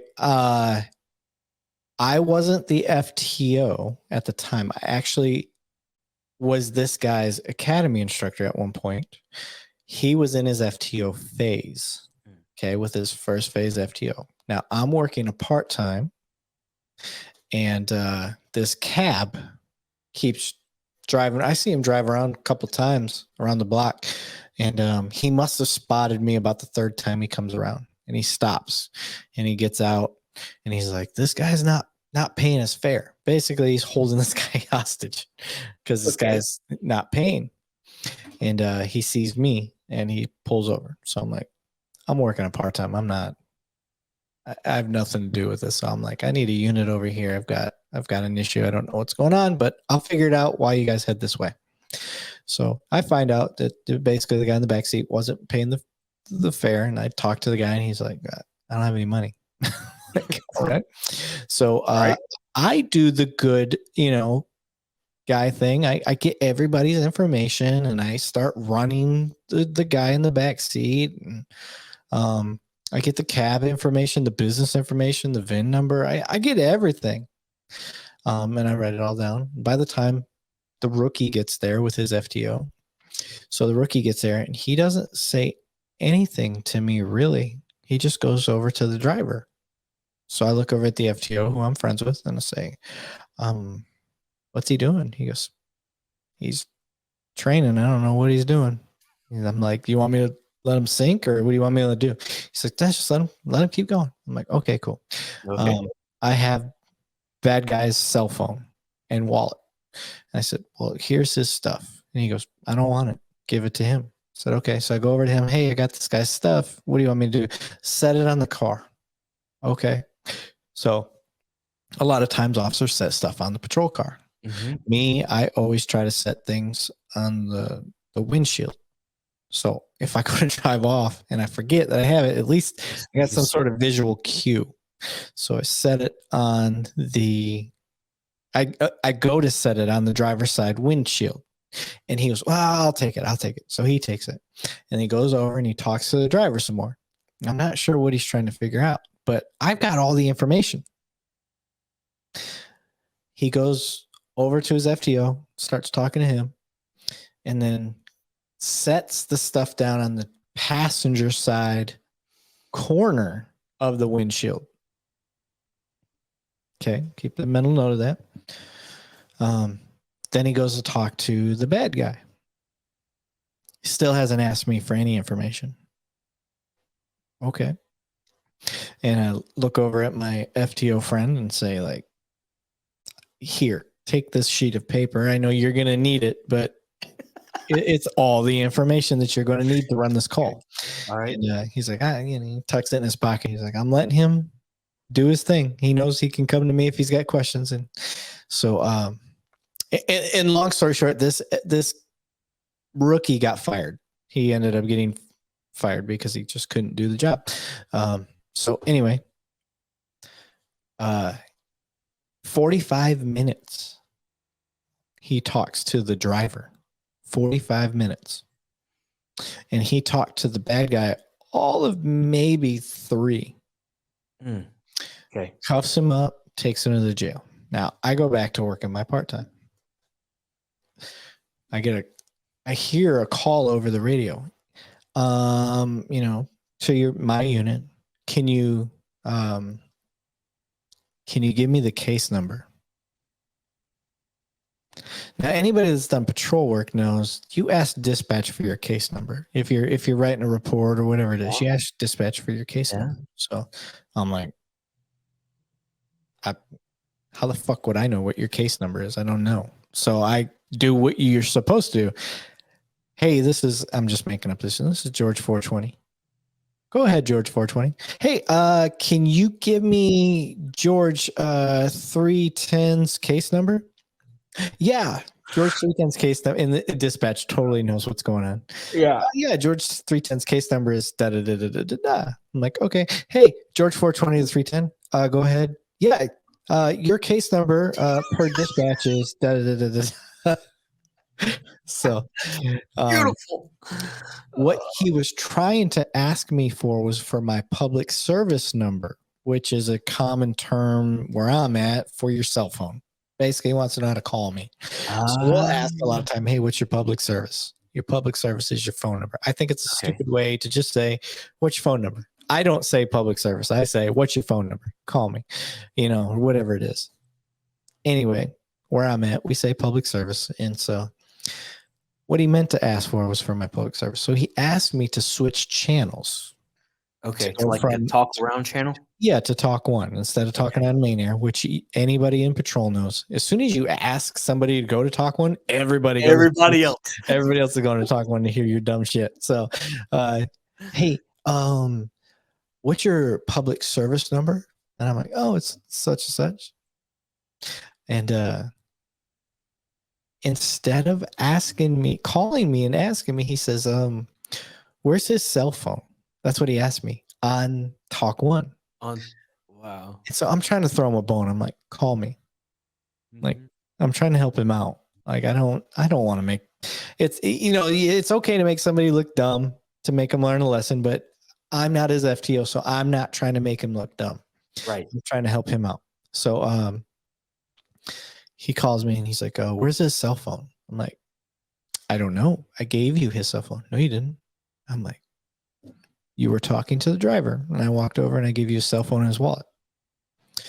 And when the last time I saw you, you had walked over to your FTO and put it on the passenger side windshield.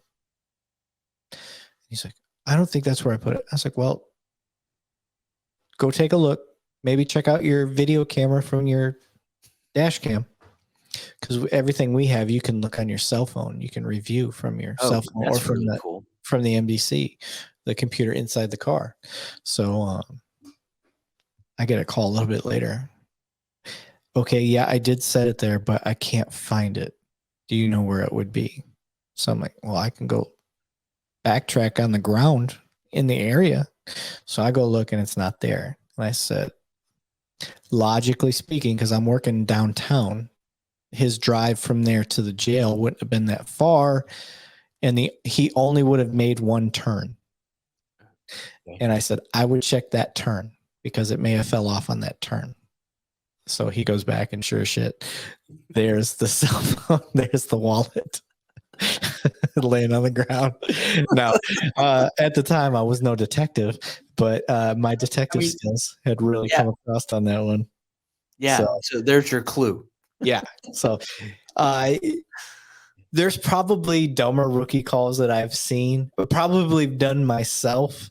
But that one in particular stood out because he did end up ultimately getting booted from the department, and probably shouldn't have made it through the academy to begin with. Yeah, so we had one of those in my academy. He's a sergeant now, and I don't know how he. That's the way it goes, bro. Yeah, I think you gotta fuck up to promote him. That whole past he promote him so he's somebody else's problem. I don't know, but that story leads me to ask you this question. We all buy these really expensive, really nice aluminum or black coated form holders with the clipboard that you can put like your cheat sheets in there and all. Yeah. How many of those have you lost? And everybody that's in patrol knows what I mean by how many of those have you lost. Okay, so I can't lie. I had the benefit of having a dad that was in law enforcement. Okay. He taught me the trick of magnets. Oh, beautiful. Yes. So every one that I had, I glued a magnet to. And you set it on the car, and inevitably you drive away. And I can tell the drinks are getting me. I can't even say inevitably. There we go. Inevitably, you drive off. And You're then just speaking in cursive. That's all. Yes. Cursive. So, yeah, I've added a magnet to it just because I listened to some wisdom passed on from the old man. That is a life hack. So rookies, yes, whether you're an FD or PD or even in the military, because I'm sure the Humvee has some magnetivity. I think this is sort of magnetism. Yeah, I don't know. Magnesium. Yeah, anyway, I can't tell you how many times. Yeah. Put it in drive, hit the gas, and then you hear, and you look in your rearview mirror, and then there's this plume of paperwork just floating down the road.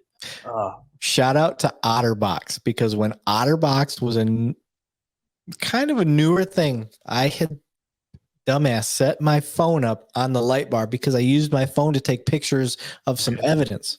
Okay. And for whatever reason, I set it up on the light bar, and we're driving, and I was probably driving for about 20 minutes. And then I took a turn and I heard, I was like, what the hell was that? So I stopped and I'm looking around. I don't see anything. And I'm like, that was weird. And I jumped back in my car. And luckily I had the habit before taking off. I'm like, oh, I wonder where my cell phone is. And I start reaching around. Where's my cell phone? And I start thinking, and I'm like, oh shit. I set it on the light bar. Oh, I hope to God that was my cell phone that I heard fall off. And I go back, and there's my cell phone in the middle of a roadway. You know, I was working midnight, so the traffic was light, but I didn't have any issues. But yeah. And right now, like, my cell phone, like, that is not an OtterBox by any means. It's very thin.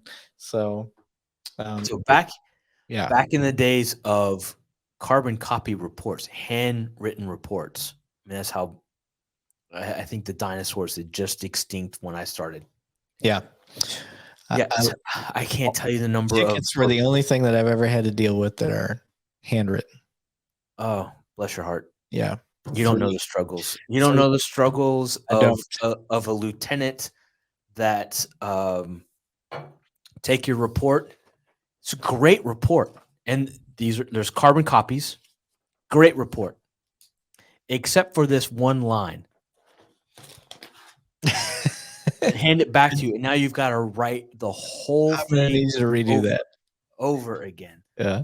Oh, and then if you left it on the roof without magnets, so like that, how many reports I had to rewrite from memory? Yeah. Wow. Yeah. Yeah. I was struggles. I tell you, struggles. I was a big fan of the writing your accident reports by hand. I still to this day prefer doing accident reports by hand. Not that I do accident reports anymore. That's well beyond what I do now, but I hated having to pull diagrams over and do all that when it took me 10 minutes to just take my little tool. And draw it on there, and that was it. Yeah. Quick, fast, in a hurry.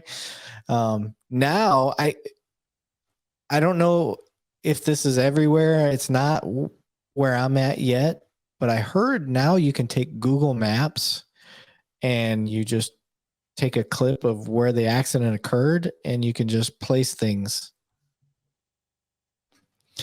Yeah, that's what I heard. I heard that's where we're at now with our accident reports. If that's the truth, that's pretty cool. Yeah. So when I started, we had a filing cabinet in the precinct of every major intersection in the whole precinct of pre-drawn intersections.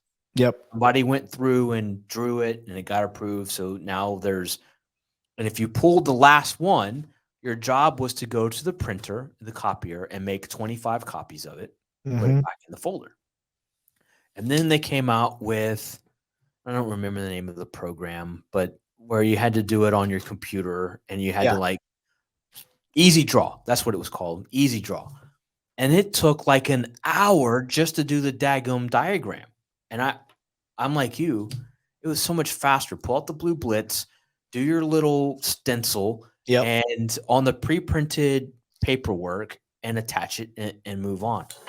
So, yeah, when I was on bikes working in a downtown area, we had one officer that had went through and taken the time to make every intersection in the downtown area specifically for the bike unit. And when I went through that, I was like, bought him a bottle of Old Fourth Distillery bourbon. I took him to lunch. Yeah, you should. Him to lunch. Yeah, I was like, and he had it made for, at least a year prior to me being on the unit. But I had an accident, and he goes, "Hey," his actual name was Happy. Happy was like, "Hey, dude, I got these on a thumb drive, all the intersections." I was like, "What do you mean you got all the intersections?" I'm like, "All of them in downtown?" And he's like, "Yep." I was like, "How?" He's like, "I made them." I was like, "What the fuck? You made all the intersections?" He's like, "Yeah." And I looked at it, and it wasn't that he just made the intersections. I mean, he put every little detail. I'm like, "How do you?" He goes, "Every day that it rains, I make a map. Every day that it rains, because you're on bikes, right? So when it's raining out there, you're not riding around." No. So he just plugged away, kept a folder, and made a map for every intersection. And it's still used to this day.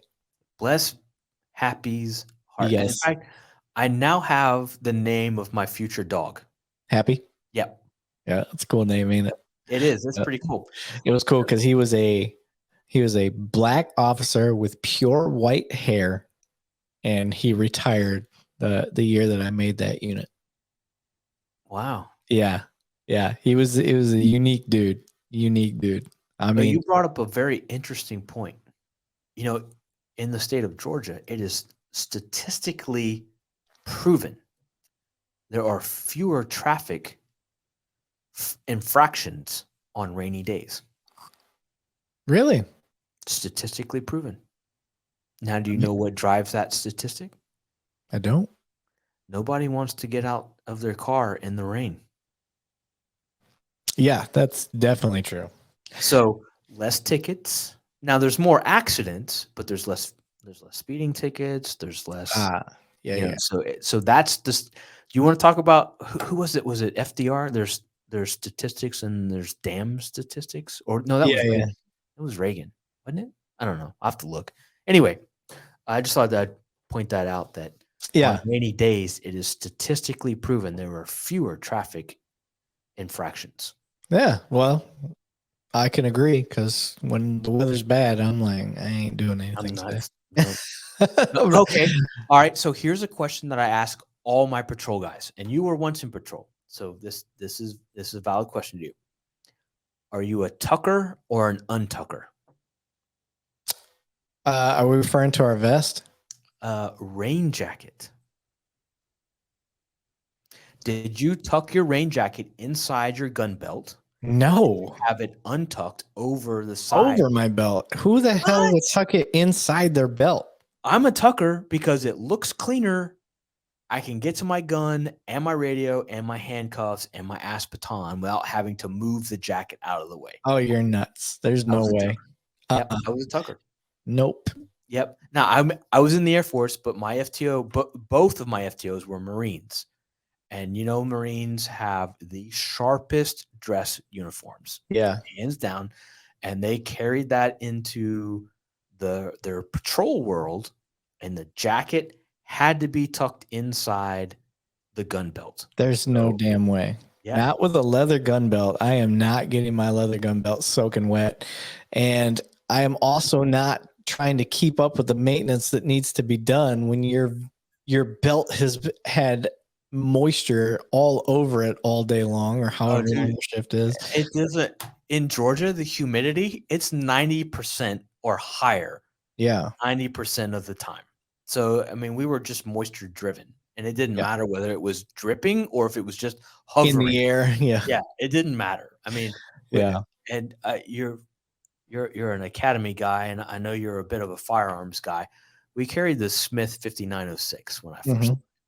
piece of junk. I'm not a Smith and Wesson fan. Oh, Yeah, God, I I've hate Smith. carried SIGs, I've carried Glock, I've carried Beretta, carried Smith, and Glock is my all-time favorite, and then SIGs, and then I didn't really care for Berettas or Smith and Wessons personally, but right now I'm a Glock fanboy, so Yeah, I think down it's and the best. dirty. You want a gun that goes bang when you pull the trigger. You want a Glock. Now, if you Mhm. want a gun that you can dress up in a nice dress and take it out for a nice steak dinner, there are other guns you can spend lots of money on. Right. But if you want a gun that gonna go bang every single time you pull the trigger, and it doesn't have to be a sexy gun, it just needs to be a functioning gun. That one in the background, right there. That's a Glock. Yeah. So. Glock is not a sponsor of this show. This is just my personal opinion. I've got a Kimber, I've got a Sig, I've got all kinds of others.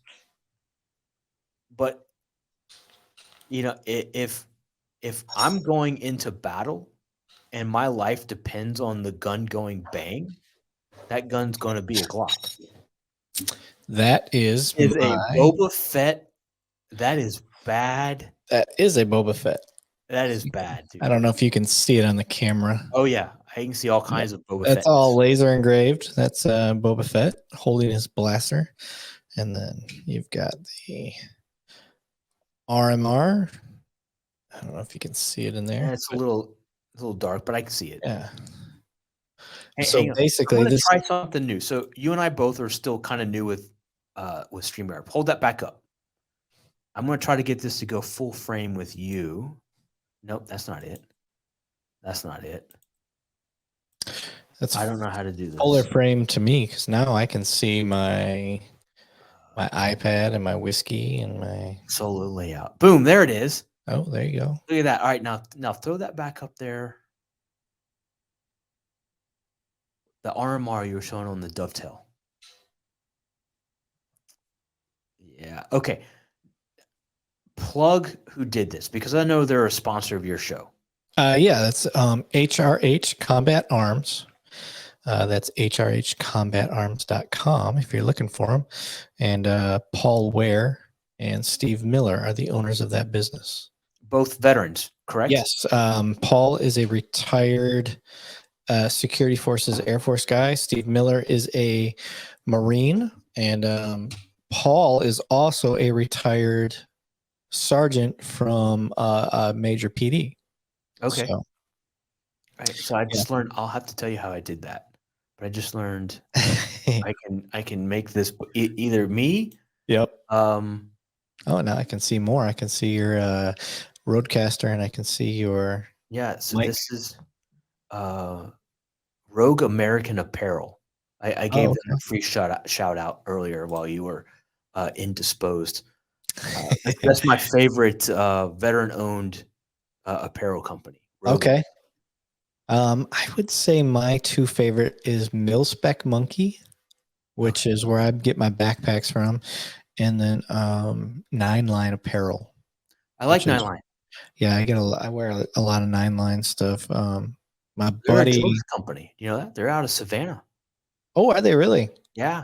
My buddy who just retired not too recently, but like maybe a year, 2 years from the Air Force, he is a 9 Line Apparel affiliate now. So good for him. Yeah, so he was reaching out to me. I'll probably be wearing some of their stuff soon. He's sending me some shirts. That's awesome. Yeah. Well, when you were in St. Augustine, you were just literally a few hours away from their headquarters. I didn't know that. Yeah. Yeah. St. Augustine had the best peanut butter whiskey I've ever had. I've got some peanut butter whiskey, and I love peanut butter. Peanut butter and chocolate. If I have two vices in my life, Yeah. bourbon and peanut butter and chocolate together. That old commercial, you got your peanut butter on my chocolate. You got your chocolate on my peanut butter. Yeah. I don't care. I'll take it either way, peanut butter and chocolate.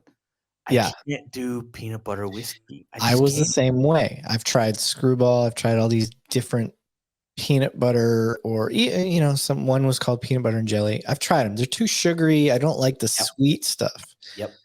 Where this place got it right is it's an infused peanut butter. And I think the difference is it's a whiskey with an infusion of some peanut butter rather than a bunch of sugar with a little bit of whiskey added to it, if that makes sense. So Yeah. it actually tasted like a whiskey with a hint of peanut butter.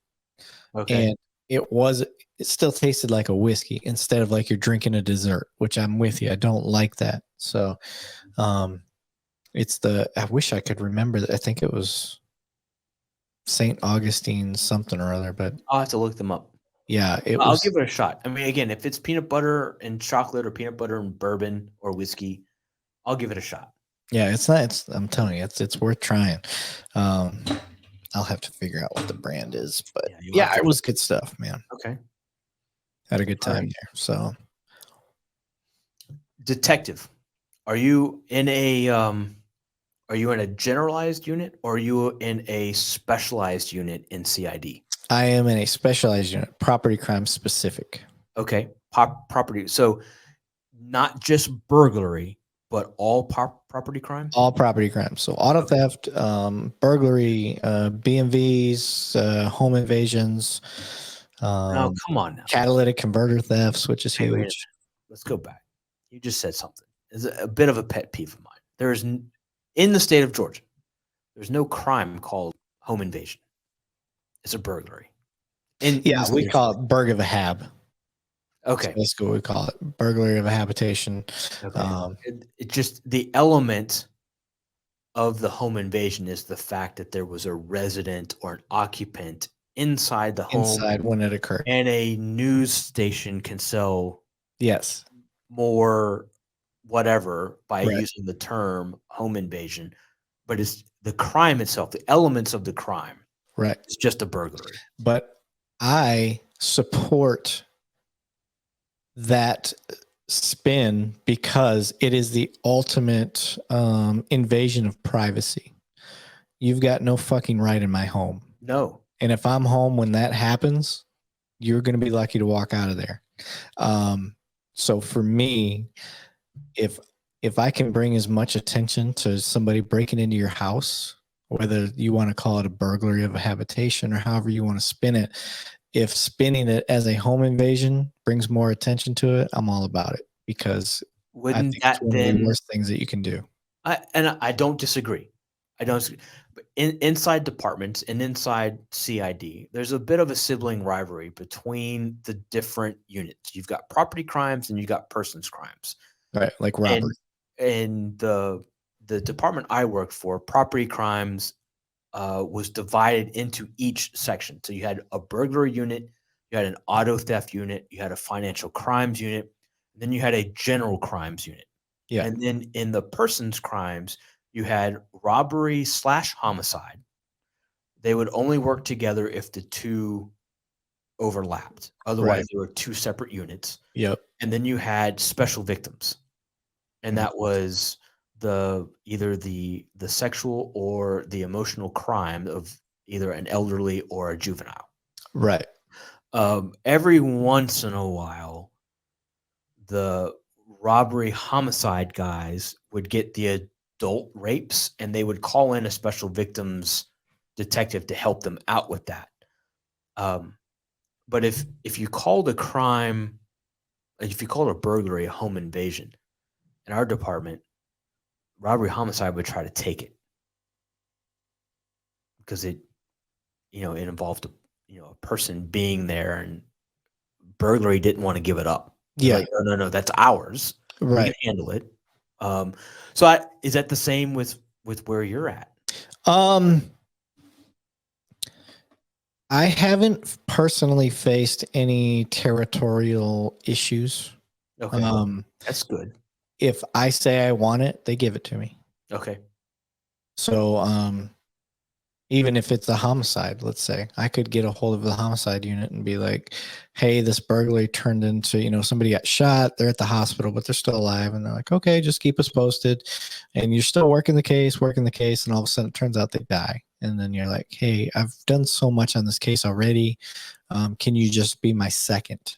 Okay. Meaning I'm still working it. I'm doing it. And they're guiding me on any little things that I may need to shore up, because that's their bread and butter. But no, for the most part, everybody works pretty good together. I haven't had any territorial issues. And I think the reason being is there's so many calls, there's so many reports, that nobody's hurting for work. Fair enough. So in that case, if you want to work something, you're going to take something off my plate. Here it is. Take it. Yeah. No, I get that, and that's great. I'm not coming from. I was pre like 9/11, where information sharing was still nope. This is mine. Yeah. I'm not. You're not going to play in my playground. Go over there. That's yours. This is ours. The element now crossed. There's a person involved. Now there's an injury involved. It's now a person's crime. Yeah. So I was just that pet peeve comes from those days where somebody was trying to steal my burglary. And yeah. No, we don't. I never really came across any of that. And like I said, I actually pretty proud of at least where I'm at, my department, for being so open to that. Like just even on the Breaking Bad call.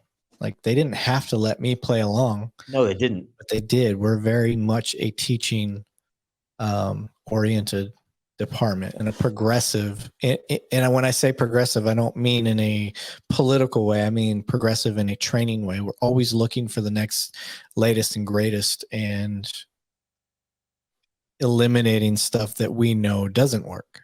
So it's not just finding out what's the latest and greatest, because you may just be reinventing the wheel. There's no reason to repackage, relabel stuff that you're already doing. So we're very good at finding new ways to do things, like the flock camera system and stuff like that I was talking about.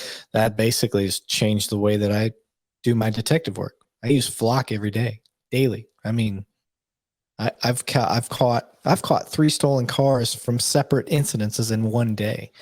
And anybody that's done patrol work knows that doesn't happen that often. And that's just from a camera system. That's cool. That's pretty badass. So yeah. Going back to your call with the chick and the Aryan brother and your Walter White story, I've got to say kudos to your sergeant to allow you to stay. Yeah. When there's probably calls stacking up. Yep. Calls for service, and that's uniformed's job. Calls for service. That's what they're supposed to be doing. Yep. It's answering those 911 calls and realizing that you could learn from that, and being, as a patrol sergeant myself, you know that sometimes if there's somebody not there, not everybody else in the team's got to work harder to fill that void now that someone's not there to answer. So kudos to that sergeant, whoever that was. Yeah. It's just one of those things. Like I said, I think it's kind of indoctrinated in the department that I'm at, is for the most part, in general, everybody's about teaching and allowing the ability to learn from experiences that you don't get to face that often in patrol. So if you get a unique scenario or a unique scenario to you that you haven't faced yet, and you let your sergeant know, and that's the other part that I tell rookies: quit being so afraid to not know things. That's a common thing with rookies, is like they get, vapor. I don't want to say vapor locked even. They're embarrassed to admit they don't know a certain scenario. You're not going to know. I've handled a million domestics. It doesn't mean the next domestic I go on isn't going to throw me for a loop. Sure. It doesn't mean that I'm not going to know what to do. I'm like, oh shit, I don't know what to do. He's got 3 different wives. I've never seen that before. Whatever, I'm just making stuff up. But yeah, no, fair point. It's possible. So every call is different. So just being able to sit back and go, okay, this is different. I don't know what I'm doing here. This is unique.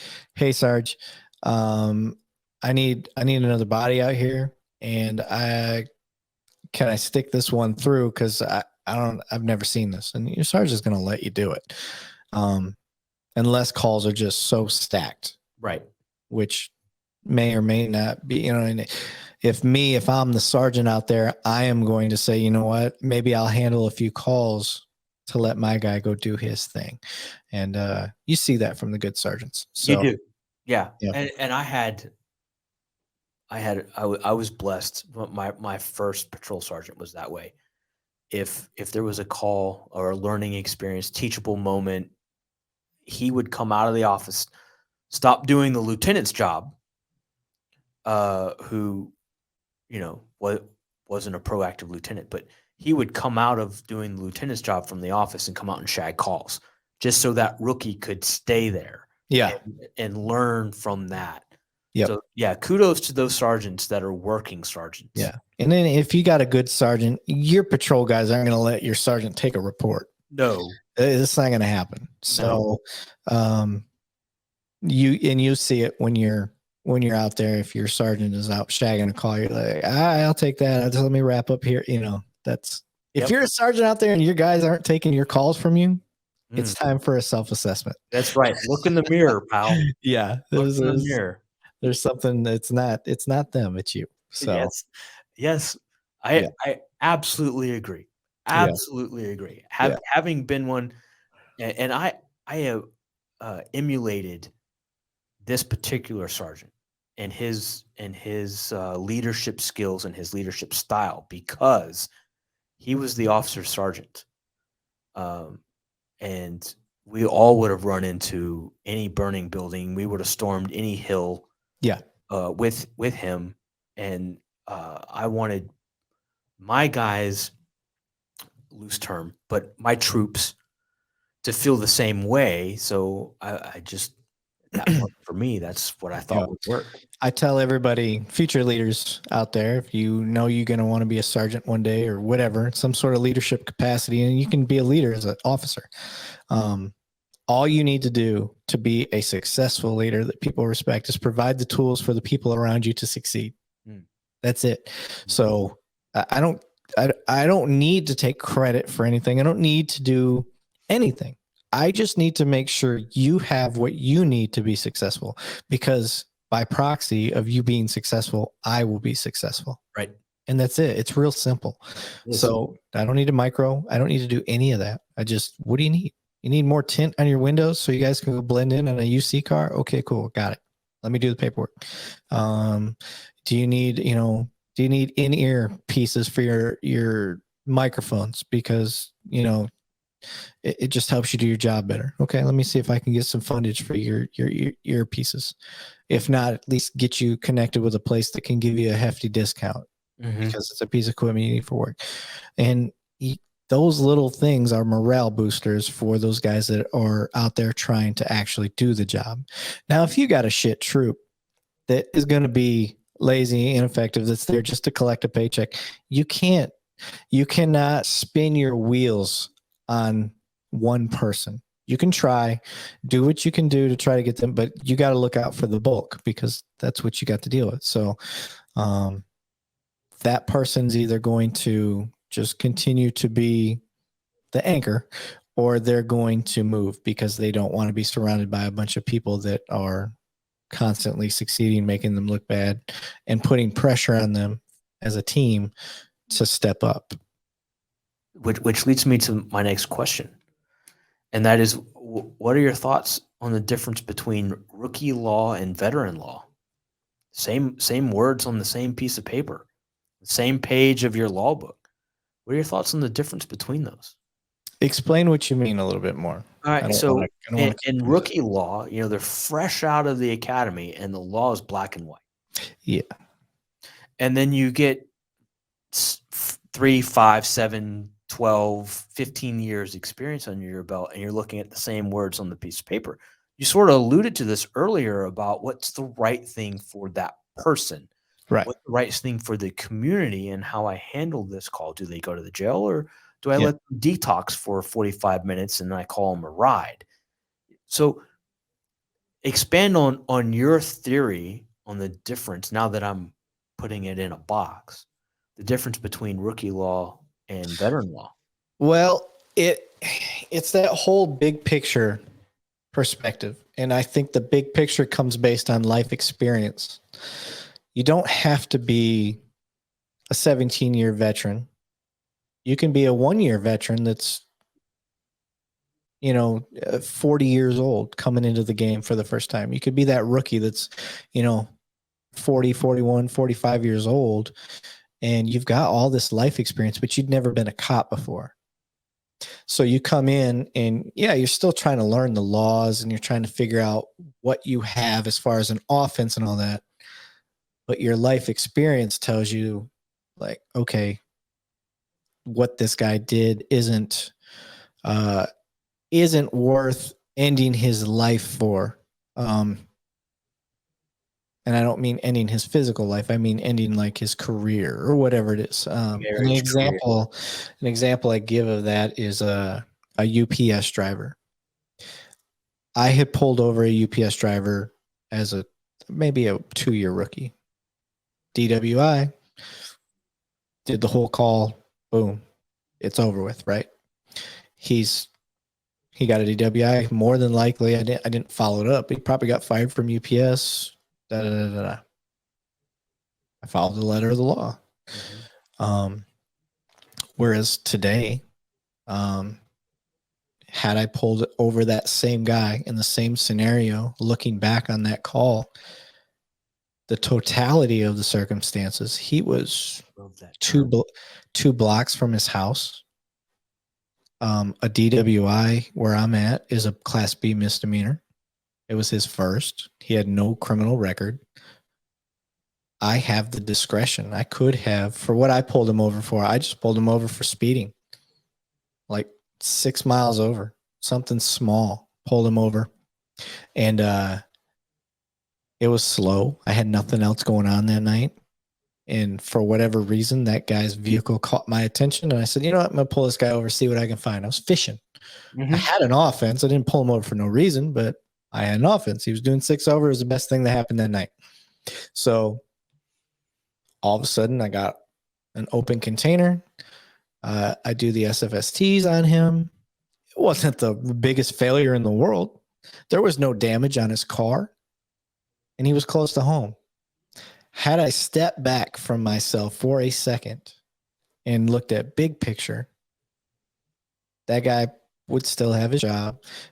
I would have gotten him a ride home, taken him home, whatever. Now, looking back today, but rookie me didn't have that vision. I didn't see that. I just, okay, I'm trying to get everything together. Okay, I got this offense. It's not that you're not human. It's you've got so many new things running through your head of how you handle the law that's been broke that you don't have the wherewithal to step back and say, okay, just because I can doesn't mean I have to. Sure. So nowadays, if I could tell people to start trying to look at the big picture quicker, it's hard to do. It's hard because, like I said, as a rookie, you've got so many different things running through your head that you've never had before. I don't care how much of a people person you are. Even if you're 45 years old and you're stepping into this role, you can still get wrapped up in the how do I do what I can do mentality until it becomes habit. And then once the habit starts getting there, it's like any job. You could be a TV repairman. You follow the manual until you get so comfortable with the manual, you start seeing the shortcuts. You're like, oh, right. I don't need to do this, this, and this. That's let me get right to this. And that's how law enforcement is. So That's how I look at that rookie mindset versus that veteran mindset. It's just a matter of practicing your craft until you can start to see those gaps. How much do you think Comstat drives that? That's hard. Isn't it now? It depends on your unit. For example, if you're a traffic unit, your job is to write tickets. That's your job. Yeah. You go out and you write tickets. Now, quotas are illegal. Sure. But job performance is based on what? How do you base job performance for a traffic unit? Are you out there making traffic stops? Okay, cool. How many tickets did you write? Oh, I can't really get into that because that's illegal. You can't tell me how many tickets I got to write. Right. But how do I judge your performance on your job? Okay, you made 50 traffic stops a day. Okay, that's a lot. Cool. Did you write any tickets? None. So you just pulled people over, but you didn't write any paper? It's not very reasonable to think that you pulled over 50 people and none of them committed some sort of infraction. Right. So why did you pull them over? Yes. So that's where stats start to get clouded. Mm-hmm. Because if you are the guy that's given everybody 2, 3, 4, 5 chances, is your sergeant going to keep you? Mm-mm. Because to the people above your sergeant, you're making them look bad because the stats they want to see, if they're a stat-driven place, that's not the stats they want to see. Right. Me personally, if you are stat-driven based on violent crime, that's where you want to be. Mm-hmm. Whatever we can do to stop violent crime, awesome. Everything else, officer discretion. I think that's fair. So I am not a stat-driven guy, and I'm in a unit that is its existence is based on the stats that we provide. Right. So if I'm not out getting people their property back, why am I out there? Why not just have my guys go out and start shagging calls in patrol? Right. So I'm in a stat-driven unit, and I'm all about going out trying to find people their property. But sometimes it just doesn't go your way, and you go a month or two without finding anything. So it's just a matter of whoever's in charge of those units understands like it ebbs and it flows like anything else. And then the people above that understanding that you can't push your guys solely based on stats. No, but it happens. It happens. It does happen. Yeah. So, and that gets into political aspects of the job. So yeah, and this isn't a political show, so we won't even bring up that Kalia is the Scientology of law enforcement. So we'll move on. I'm the same way. Yeah, I don't do politics on my stuff. No, it's just it's too polarizing. Yeah. You start talking about politics, and you instantly alienate 50% of your potential. Yeah. And it's not the point of the show. It's not the point of my show anyway. No. I'm trying to educate. I cannot educate you on something that is semantic, such as politics. Right. So. Right. Yeah. So, I know you said you had off till Thanksgiving. We are at 2.5 hours. This has been a lot of fun and one pee break. Yeah. That was my fault. Normally I go to the bathroom before I start doing this stuff, but and you broke the seal. Yeah. So all right. We can go as long as you want to go. I'm here till 5. So my time, 4:00 your time. Or till this Old Fourth Distillery is gone. I can't do that today. Yeah. So tell me, Eric. 2 cops, 1 donut. How did you come up with the name? Okay, so it's not what everybody thinks. Everybody thinks I came up with the name of 2 Girls, 1 Cup. Yeah, and that is the most disgusting. Yes, that's not how I came up with the name. Okay, I didn't put 2 and 2 together until later. I came up with the name because of, first off, the only podcast at the time that I'd ever watched was Joe Rogan's. And I love Joe Rogan's podcast. So I kind of copied that. and then I did copy that basically as far as my video setup and whatnot. And he had some guests on there, Bert Kreischer and Tom Segura, and they made a podcast based on Joe's recommendations, and they called theirs Two Bears, One Cave. So I just kind of copied off of that because I like their podcast. They're funny. They're comedians. And I made this, and it wasn't not even a week into it with my friends and stuff. And they're like, oh, man, it's funny. It's like Two Girls, One Cup. And I'm like, fuck. For my viewers and listeners that have not seen Two Girls, One Cup, do not look it up. Don't look it up. Don't look it up. It ain't worth it. Please. Mom, I'm telling you, do not look up Two Girls, One Cup. Okay. Yeah. Continue. So my mother, she watches this show. Yeah, my mom watches mine as well. A good Southern Baptist woman, and I think that can cause an aneurysm, stroke, and heart attack all at one time. So right, don't look that up, Mom. So yeah, that's how I came up with the name, and it just kind of. Who did the graphics? So I grew up watching The Simpsons, and Chief Wiggum was always the hilarious type. I just wanted to get my sense of humor out there with this, and I love The Simpsons cops version, like Chief Wiggum. So I got in contact with a company called Turned Yellow, and that's what they do. They Simpsify everything. And that's awesome. So I took a picture of my podcast room at the time. It's funny because you see the mic stands look like yours. That's the mic stands I had, and I had the little pop filters in front of them and stuff.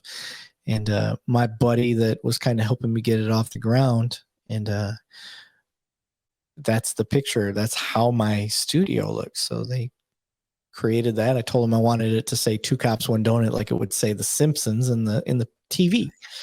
So that's great. Yeah. I think that's fantastic. The branding is amazing. So kudos to your think tank and the guys that made that happen. So when I first went to my go-to graphics guy, and I said, this is what I want to do. And he said, okay, cool. So what we need to do is we need to get a fat dude cop and a tall, skinny female cop. And that's going to be your branding. And we'll have like a microphone in between the two of them, and they're going to be standing at the front door. And all I could see was your branding. And I was like, no, I can't do that. It's already done. I can't do that. And because I had already watched your show, and that was the reasons I got started. And I was like, I'm not taking that. It's already done to perfection. So I appreciate it. Yeah. I grew up. I wasn't allowed to watch The Simpsons growing up because Bart Simpson said, "Eat my shorts." Eat my shorts. Yeah. And that in a Southern Baptist family, in at the time rural Tennessee, that just didn't fly. I was not allowed to watch it. Yeah. I couldn't watch PG-13 movies until I was 17. Dang. Yeah. It was a little different growing up in Flint. I wasn't allowed to watch In Living Color or Saturday Night Live. Okay. But I still watched it. Yeah. What they don't know. Yeah. In Living Color was my favorite show growing up. Yeah. That was a good one. That was a good one. But I had friends that weren't allowed to watch The Simpsons as well. And I remember when their video games first started coming out on Nintendo. I was like one of the only kids that was even allowed to have it. That's great. I know. So tell me this. How is it, and I'm going to piss some people off here, but how is it that the generation that was raised on South Park is offended by everything? I don't know. I don't get that either. What is that? I don't know. Because I love South Park. I think it's hilarious. It is. To the point where even Chef was driven off the show. Right. You know? Yeah, I think a lot of it has to do just with lack of social interaction, and the twist in society. When you lack the social interaction, you start to, like, where I grew up. As soon as my friends started getting around each other, it was nothing but disses. Like, and if you couldn't hang, you took your ball and you went home. Yeah, And that's then, right. Yes. and you reset and you got your game back together. And the next day we all got back together again. And as soon as somebody opened up that Pandora's box, we all start ripping at each other. You had done your homework and you knew exactly how you was going to rip on them the next time. So that's just how it was where I grew up. Yeah, it wasn't much different. Yeah, where I and grew up. I don't think that that's quite the case anymore, because it's one thing to talk shit on the internet and through text versus talking shit in person. Yeah. So, Yeah. I think a lot of times we start saying real personal stuff on social media that we would never say in person. No, you get your versus, face smacked. yeah, and in context and tone, facial expressions and all that stuff, when we're together, you realize, like, hey, this isn't malicious. I'm saying it because I love you and we're friends, and it's just cutting it up. If I cross the line, I'll see it on your face and, like, I'm sorry, man. Like, wasn't trying to cut you that deep. So, that's the difference between the in-person stuff. And so I think that has a little bit to do with it. Is it a fix-all? Is it the answer? No, but I think it's a part of it. I agree with that. I think that's a great view. When I was a kid, we were sent outside, and when it started to get dark, you knew it was time to work your way back home. Yep. To earshot of the front door, so you could hear mom. So you hear mom call in. It's time to come in, and that, all right, guys, got to go in. But otherwise, we were outside. Yeah. You knew if you yelled back, come in, you had at least another 10 minutes. Yes. Yes. Yeah. Exactly. Yeah. Yeah. You had enough time for a few more plays in the backyard if you were playing football or whatever it was. Yeah. Okay. Football. Backyard football. 20 minutes in, inevitably, or at least in my neighborhood, 20 minutes in, somebody would get tackled too hard. Mm-hmm. Somebody's feelings would get hurt. And then, and just for political sake, I won't call the name of the game that backyard football turned into. I know what you're talking about.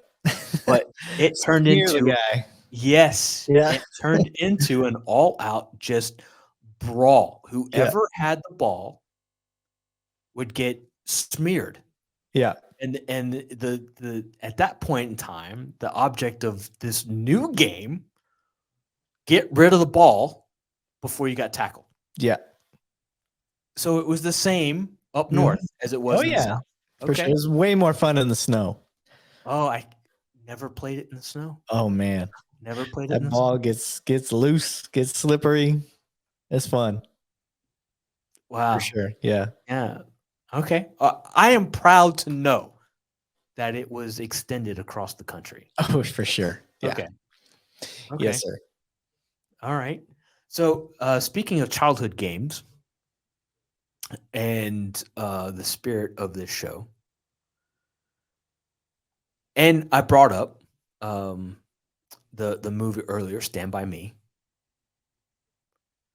What is the funniest thing from your childhood in a group of kids in the backyard, neighborhood, you can think of? Funniest thing from a group of friends in the backyard. Yeah. Let me think. We can put a pin in that. Let you think on that.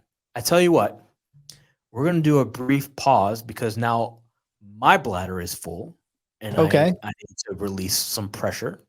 Okay. I will be right back after these messages from, and this is the first ever on the Knock and Talk show.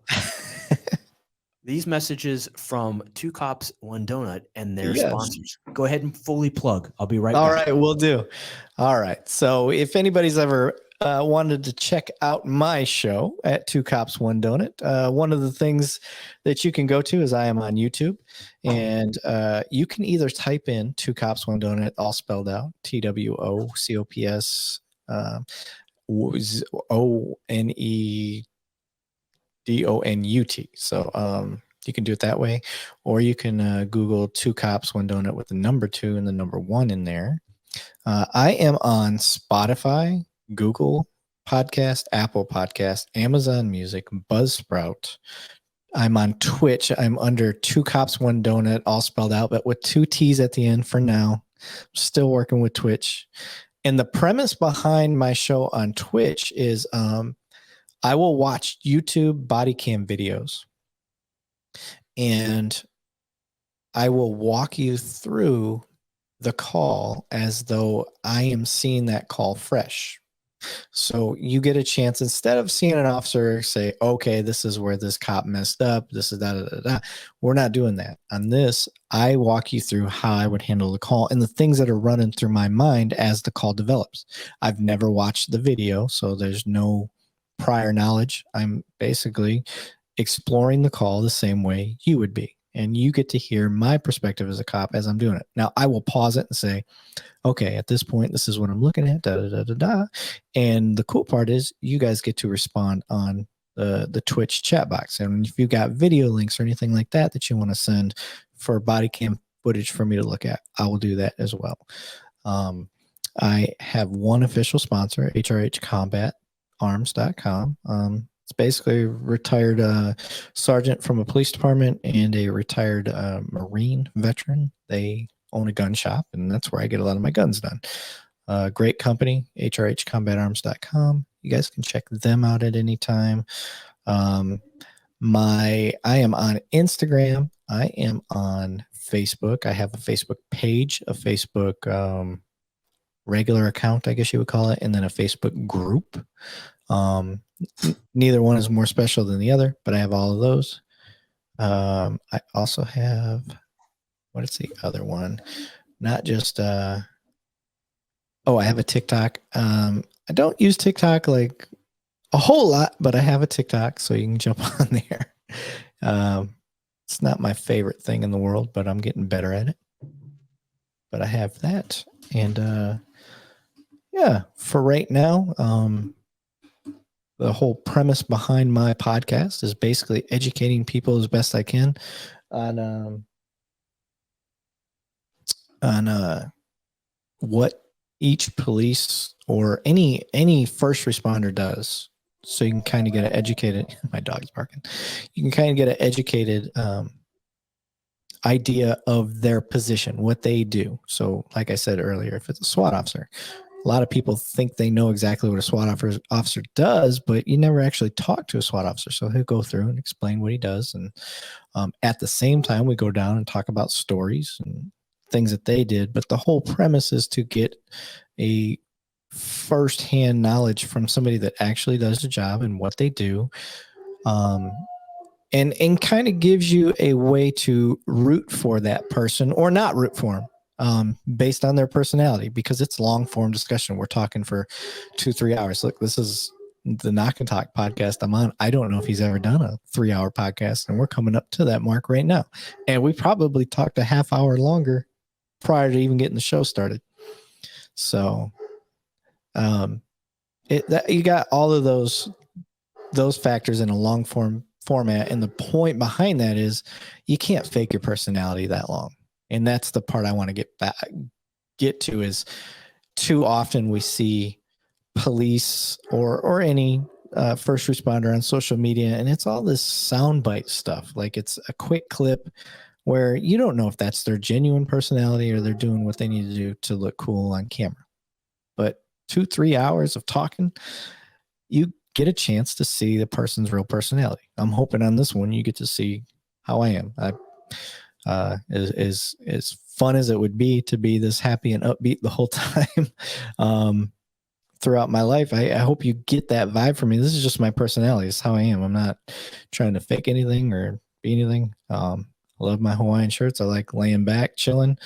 And I love doing police work. And most importantly, I like talking to people and trying to educate. I got an educator's mind. So in this, I hope you get that out of that. So if you are interested in that stuff, feel free to check out my podcast. I am laughing because my dog is barking like crazy right now. Somebody must be at the front door. Give me 1 second. I'm going to look at my fancy Ring doorbell. I have. That's a nice ring plug. Yeah, I do. I am back. You're back. Yeah, I wasn't sure how long you needed to hijack my show for, but I was listening. Oh, okay. Yeah, I agree in that you can't fake your personality for more than about maybe an hour. Yeah, Continuous. I would say 20 minutes is hard to keep up a fake persona. Yeah, I just think back to like first dates, right? A first date is you're on your best behavior, you're trying to pull out all the stops and impress and all that kind of stuff, and in a continuous conversation setting, that's about an hour. But you got a lot of outside factors that give you a chance to refresh. Sure. Yes. When it's just you and me, this is it. There's nothing that changes the atmosphere. No. You know what I mean? So I think it's that much harder to do. It is. Yeah. And I haven't done a 3 hour. The most I've done it was about 2 hours and 20 minutes. Okay. And I got a little bit of feedback from two of my 6 continuous viewers. Don't listen to the haters. I've had so many people tell me, dude, it's too long. You need to cut it up, chop it up. I'm like, content is content. Yeah. This is what the most popular podcast in the world is regularly 3 hours long. And that's Joe Rogan's podcast. So if he can get away with it, why can he get away with it? Because his content is good. Yeah. And he's Joe Rogan. And he's Joe Rogan. Yeah. That's true. And but to me, if the content's good, and the beauty of podcasting is you can pause it and play it whenever you want. I don't listen to Rogan's podcast all at once. I listen to it to and from work. It takes me a good week to get through most of his episode. Mm-hmm. So I'm constantly in a state of trying to catch up with whatever. And then the other beauty is maybe that topic doesn't interest me, or the person you have doesn't interest me. So I don't listen to that episode. I skip ahead and I pick the topics that are interesting to me. So, yeah. Well, 2 cops and 1 donut is always interesting. I hope so. It's interesting to me. That's the beauty of it. I have fun. If other people have fun with it as well, that's great. That's just I got a confession. I never ever in the nearly 16 years that I wore polyester would I eat a donut in uniform. I was the same. I mean, I'm pretty much the same. I don't really even care for donuts, to be honest. No. However, there are a couple places. We have a few places that make like these gourmet donuts. This one place makes it. You have to be 21 or older to even buy the donut. It's a margarita donut. Shut the front door. Yeah, dude. Wow. You come down here, Funky Town Donuts. If you're paying attention, I'm giving you a shout out. Well, you know what? Just for that, I'll throw a tag down for them. Yeah, and I'll tag our local one, Dutch Monkey Donuts, here in Cumming, Georgia. All right, they do some fantastic gourmet donuts. But as a regular patrolman, even when I was in CID and not wearing a uniform, I still would not eat a donut on duty. I wasn't going to be part of that cliche, that persona. That can you hear my dog? I'm just curious. I can, yeah, I can hear. But I mean, they're doing their job. That's all they're supposed to do, right? They're big old Doberman. Early warning systems. Yeah, big dummy. Do you know that Native Americans use dogs just as that? They would actually tether them down on the borders of their teepee camps as early warnings. Really? No, I didn't know that. Yeah, that's cool. So I got a that is my Native American heritage tattoo, Chippewa. Okay, do tell. So my grandmother, great-grandmother, or great-great-grandmother, I can't remember, is Chippewa. and Okay. in Michigan, which is a French American, Native American thing. So, hearing the stories growing up is just knowing that we have Chippewa heritage in our family, and I wanted a first tattoo, but I wanted to have some significance in Sure. my life, and this is my first and only tattoo. So, Okay. my brother-in-law, who's also in law enforcement, he's a homicide detective in Florida. Same type of background. So I told him the idea. I was like, well, the color blue represents wisdom and protection with them, and the arrow signifies the protection as well. So I got one arrow for me protecting my family, and he's the other arrow, meaning we're going to protect each other's family. That's pretty And then I got my wife and my two daughters' initials in the like corner. I can't even, so you can barely see it. So I got their first initials in there. So yeah. So I got, that's my first. Your First great tattoo. grandmother, correct? Is that what you said? I Great think it's grandmother? great grandmother, to be Okay. honest. Yeah. Card carrying or not card Yeah. carrying? Okay. Yep. So for those that don't know, there was an American Indian registry Yeah. that was put into place, Yeah. and there were some tribes that basically put their thumb and nose to the federal government and said, we're not doing anything you want us to do, and didn't sign the registry. And then there were other tribes and members within the tribe that actually did sign up with the registry to help ancestry with benefits and Yep. things. And my ex-wife was Cherokee, but her ancestry thumbed their nose at the government, so she could only prove it through blood work. Oh, okay. She wasn't able to do it through documents. I got you. Yeah. It's the only reason I know. Yeah. Yep. Yeah. I learned from my grandmother, and then my mom told me about it. And I don't want to make it look like I, go to reservations or anything like that. It's just a homage to the Sure. bloodline. So that's Yeah. all. So I don't know if you can I see the see. band. Yeah, the band. So on the inside, I don't think I can contort my arm well enough, but those are dog heads. Okay. My wife and I took a trip to Ireland a couple of years ago, and I had the opportunity to have a Celtic tattooist do a Celtic band, and the dog heads, the I guess tribute to my old canine partner. Oh, okay. Yeah. So Very there's cool. Nice. so this opens up a great conversation. What are your thoughts about ink in uniform? It doesn't bother me. I think it's great. Yeah, it doesn't bother me. We don't have any sort of policy limiting us That's as long good. as they're not offensive. And yeah, I think it's just a cultural faux pas in uniform that was set back in the beginning of time when it came to military and stuff like that. That stigma's kind of gone away. It's way more socially acceptable, and as it should be, I think. So. Yeah.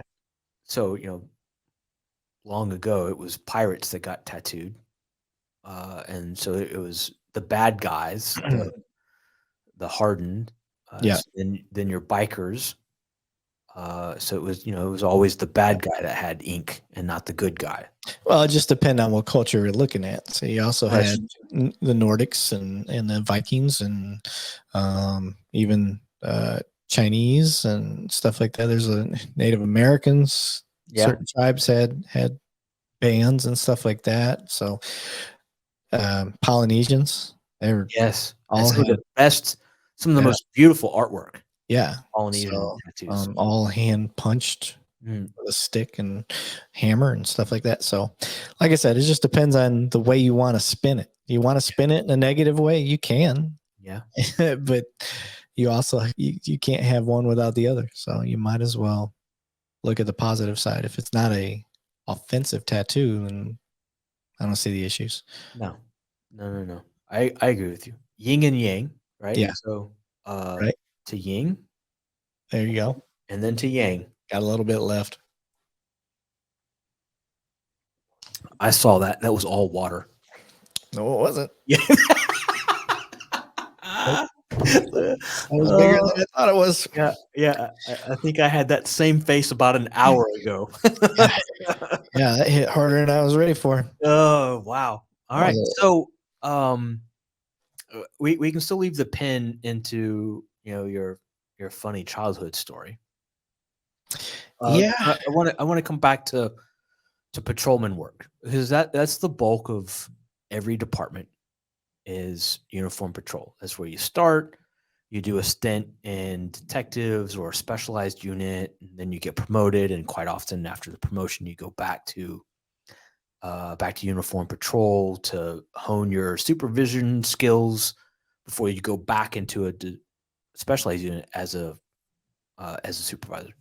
What's the funniest thing that you've had to discipline somebody for as a supervisor? Um,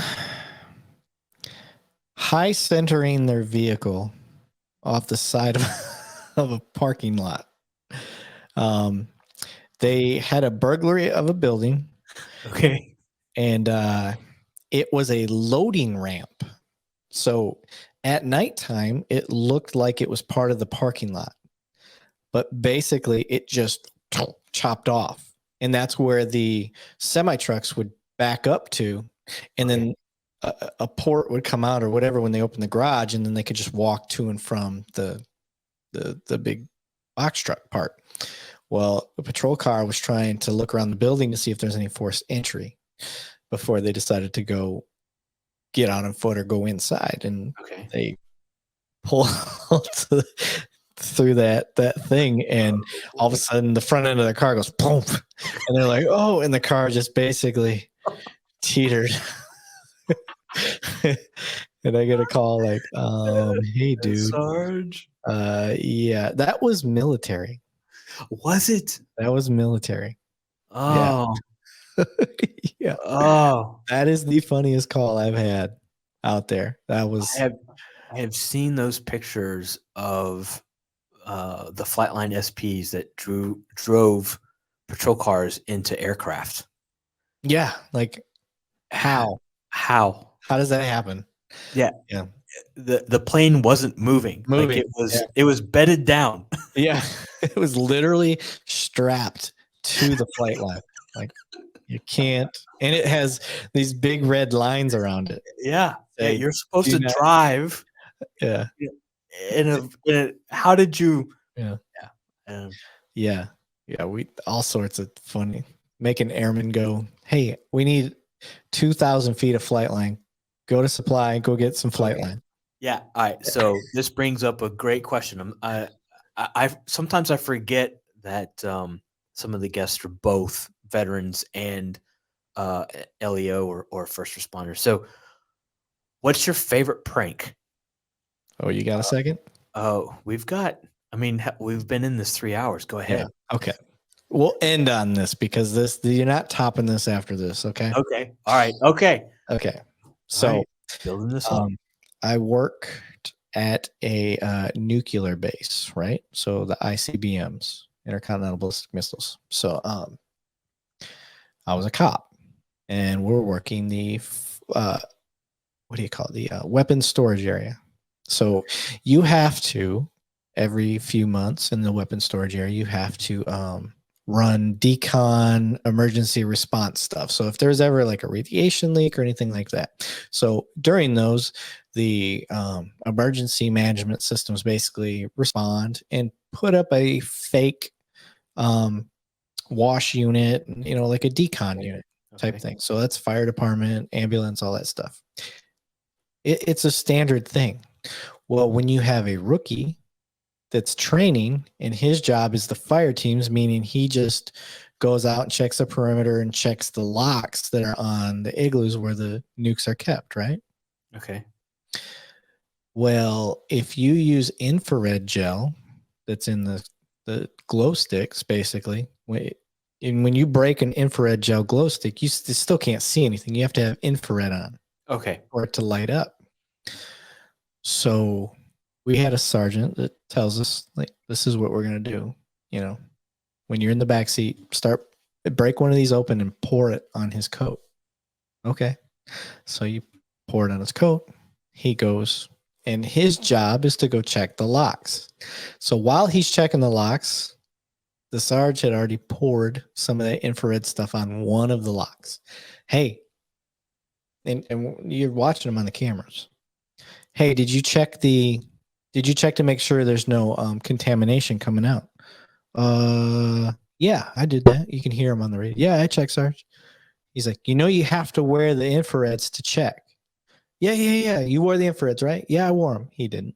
So he goes back to the truck and he's putting the infrareds on, and you see the reaction. He pulls them down. He looks, and he puppy dog heads it at the lock, and he's like, and he backs up, and he's like, you see him looking around, and when he looks back to his right, he sees the infrared that had been poured on his jacket. In his mind, he's seeing radiation. Yes. He doesn't know what he's seeing. So he's like, and you see the coat land on the ground. Now, this is all in night vision. So you're looking through a camera on night vision, seeing this reaction.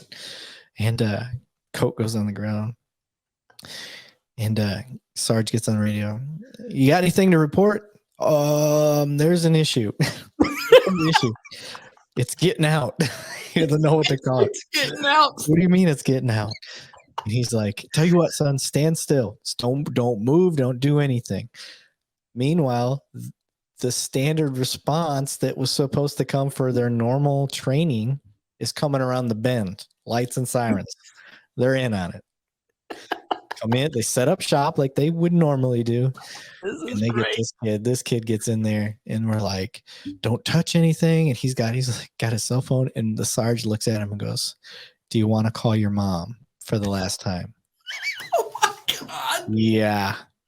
Oh my God. Yeah, call my mom.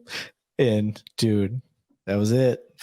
Oh my That was it. We ended it right there. He was like, gotcha. Like, that is gotta be one of the best. Dude, that is the best prank I've ever seen. Now, I didn't coordinate it. I just got to be a part of it. Yeah. But to that sergeant, he knows who he is. One of the best pranks ever, because it didn't cost anything. Right. It was what we normally would do for training anyway. And it was just at the expense of this one kid. Well orchestrated, well timed.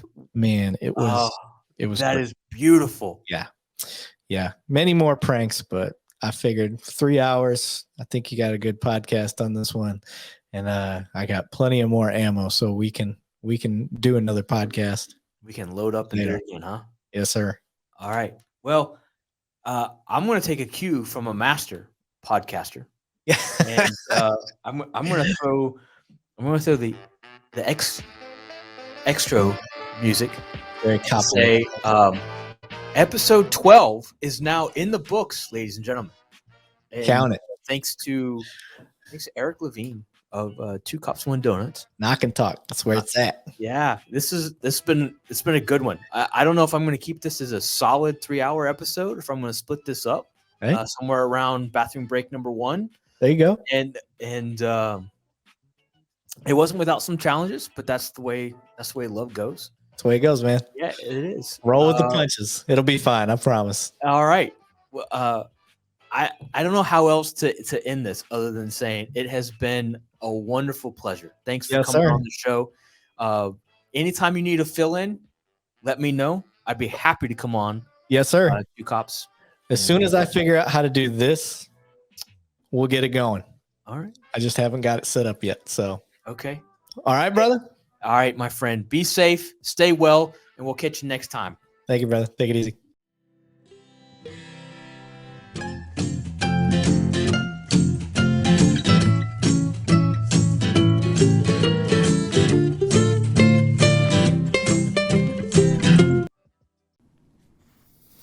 The Knock and Talk Show is a certified veteran-hosted podcast. Show your support. Tune in, share, and subscribe.